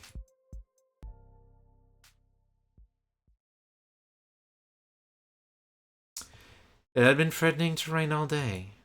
Gray skies planning a slightly blue world. It was cold, and all the heaters were humming in their rush to overcorrect for it. At 3 o'clock, raindrops started hitting the windowsill. Not a problem, she had her umbrella. At 3:15, the adults started leaning back in their chairs. Watches and phones were being checked. They were preparing to leave. At 3:24, another topic is brought up. The gathering resigns themselves to a continuation. It's 3:45 by the time the girl is able to excuse herself. She had 15 minutes to get back to school. Hardly impossible on foot, if she hurried, but she could have asked to be driven there. For some reason, the thought never crossed her mind. She hesitates at the door. She left her umbrella behind, back upstairs. It's not like her to be so absent-minded. The smart thing would be to go back up and get it. It is 3:49. At 3:51, she is jogging, a non-committal yet undignified rush. When she sees her time on her phone roll over to 3:52, she starts to run. She hates running. A small part of her considers sending a text. She'd never been the one to text first. Come to think of it, she'd never been the one to text second. She only had one number in her phone's contacts, after all. At 3:56, the school gates are in sight. Her eyes had been straining to see them. She wasn't looking down. A knee stung in a shallow, sharp way. The The palms of her hands were embedded with specks of gravels where she caught herself. Fine diluted blood ran faintly down her leg as she dripped water over onto the mundanely tiled floors of the hallway. At 3:59, she pauses to at least catch her breath before sliding the door open. If her heart hadn't been beating so loudly in her ears, she would have easily heard the voices behind it. Where'd you even come up with this stuff? Hey, I can't promise it's gonna be that exciting every week around here, but... Hey, what are you? I thought you had a family thing. Oh shit, are you okay? What happened? You're soaked and... I thought we're the Mystery Club. Name pending, I hope. I was told the name could change. You're right, Ev. I just went around to people on campus and tried being friendly and being myself, and people started signing up. But hey, forget that. Your knee. It's fine. You must be freezing. Let me give you my coat. It's great. I'll just carry you to the nurse myself. Stop. This girl's just showed up and she's bleeding. What, bleeding? Everyone stand back. Where's she? Woo. What's her name? I don't know. I don't think I've ever seen her before. You, girl, come with me. I'm taking you to the infirmary. She's cold. That's very nice of you, but it's not sanitary to share uniforms. Stay here and wait for the floors to be cleaned. Ev, don't worry about it. I can walk on my own.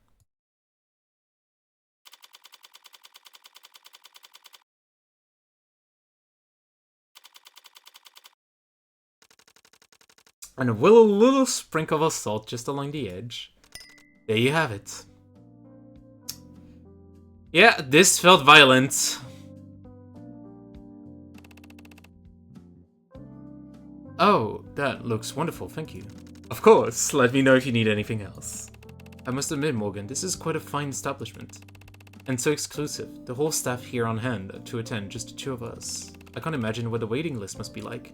Right? Lucky for you, you're the man working on the inside. I can assure you a table at any time, Sosuke. You or any of your housemates ever need a quiet spot to lay low from the judging eyes of high society? Now you know where to send them. I might just do that. And this price is so reasonable. Shit, I knew I should have gone with the digital menus. Hey, Sosuke, that name they have for you, the Hound. The title you were given, or just part of the mantle you chose to take up? No, I was called that long before I started delivering messages. Long before I got my tattoo. Truth to be told, I'm not sure where it came from, or when people started using it. Childhood nickname, I suppose. And by following Mirai around like a puppy? I'm never, Who told you Mirai was the here when we were... It's a miracle you didn't break under torture, you know that? The Hound of Ikaria. So everyone called you a dog when you were a kid? Jokingly. Lovingly. He was the puppy boy!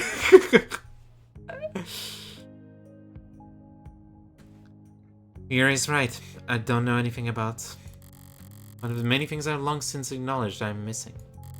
With obsession, addiction, those are easy enough to grasp. I've rolled the dice plenty of times by now. There are no demons haunting me, no other drivers in the car. Just me, sitting in the dark with a hole in my chest. When it's hungry, I feed it. But it'll never be full. Because the hole was there first. And it built a girl around itself so it would have a place to hide. How can you tell? That they called you that lovingly. I suppose you never know. You just trust. And if you do trust, then that's your answer. And besides, what's insulting about being compared to a dog? Everyone loves dogs. Yeah. Yeah, that line was very hard. Probably even you. For your information, I like dogs just fine, Sosuke. But I could never live as one. Everyone's already colored in this world. Tagged, labeled, classified, and put into a box. But even so, I refuse to sit at the end of someone's leash. For it to remain astray.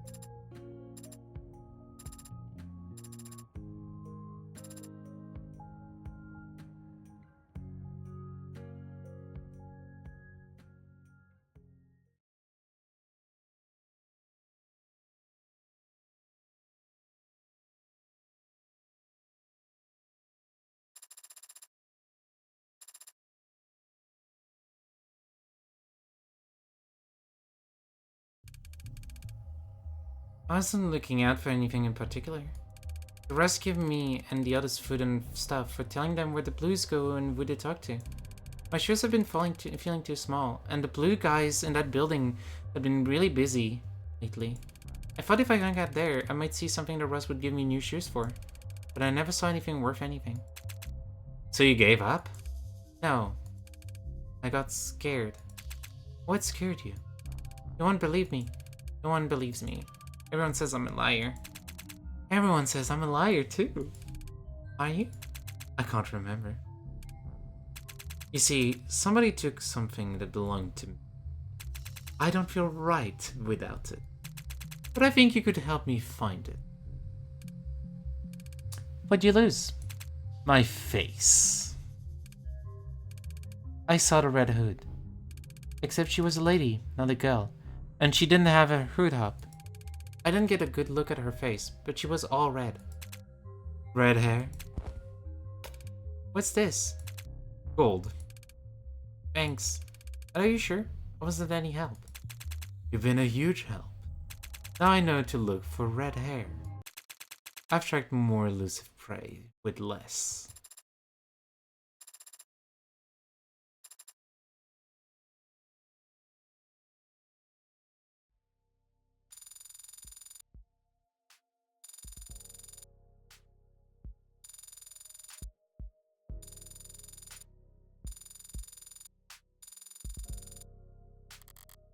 Congratulations! You finished episode 2 with 266 credits. Your high score for episode 2 is currently 266. You've unlocked concept art and bonus scenarios based on this score. You also have a total of 306 remaining store credit to spend on phone charms and case colors based on the highest credit with which you finished this episode.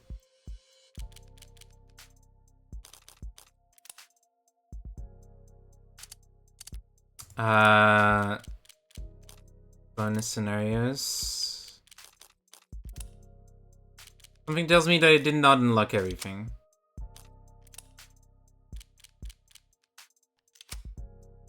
I did? Ooh. Okay. Well. In any case. It's been 3 hours. I thank you all for watching this long. But it is gonna be time for today.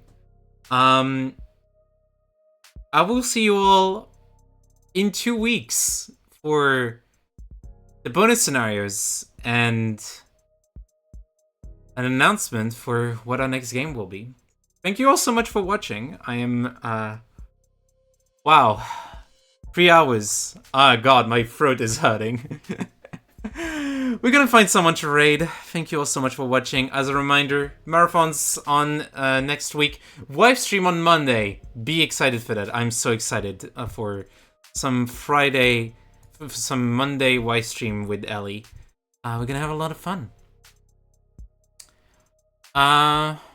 Yeah. Let's find someone to raid.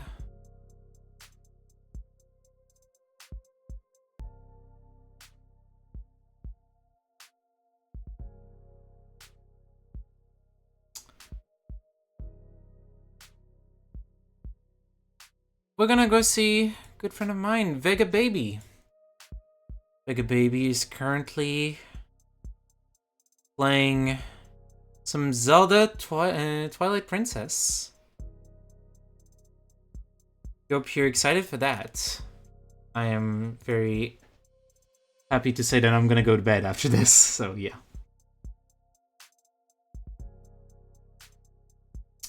Again, thank you all so much for watching. If you want to support the stream, you can follow, lurk around during streams and everything. If you want to give a higher monetary reward for my hard work, subscribing is one of the best ways of doing so. You get also access to the Larry emotes, which we're actually going to be using to go say hi. Raid message will be meow with an exclamation mark and a Larry emote. If you have those Larry emotes are available by subscribing or by spending channel points, which I hope you have enough at this point after 3 hours of the stream. But yeah. Outside of that, thank you all so much for watching. Again, I keep saying it, I'm sorry. But yeah.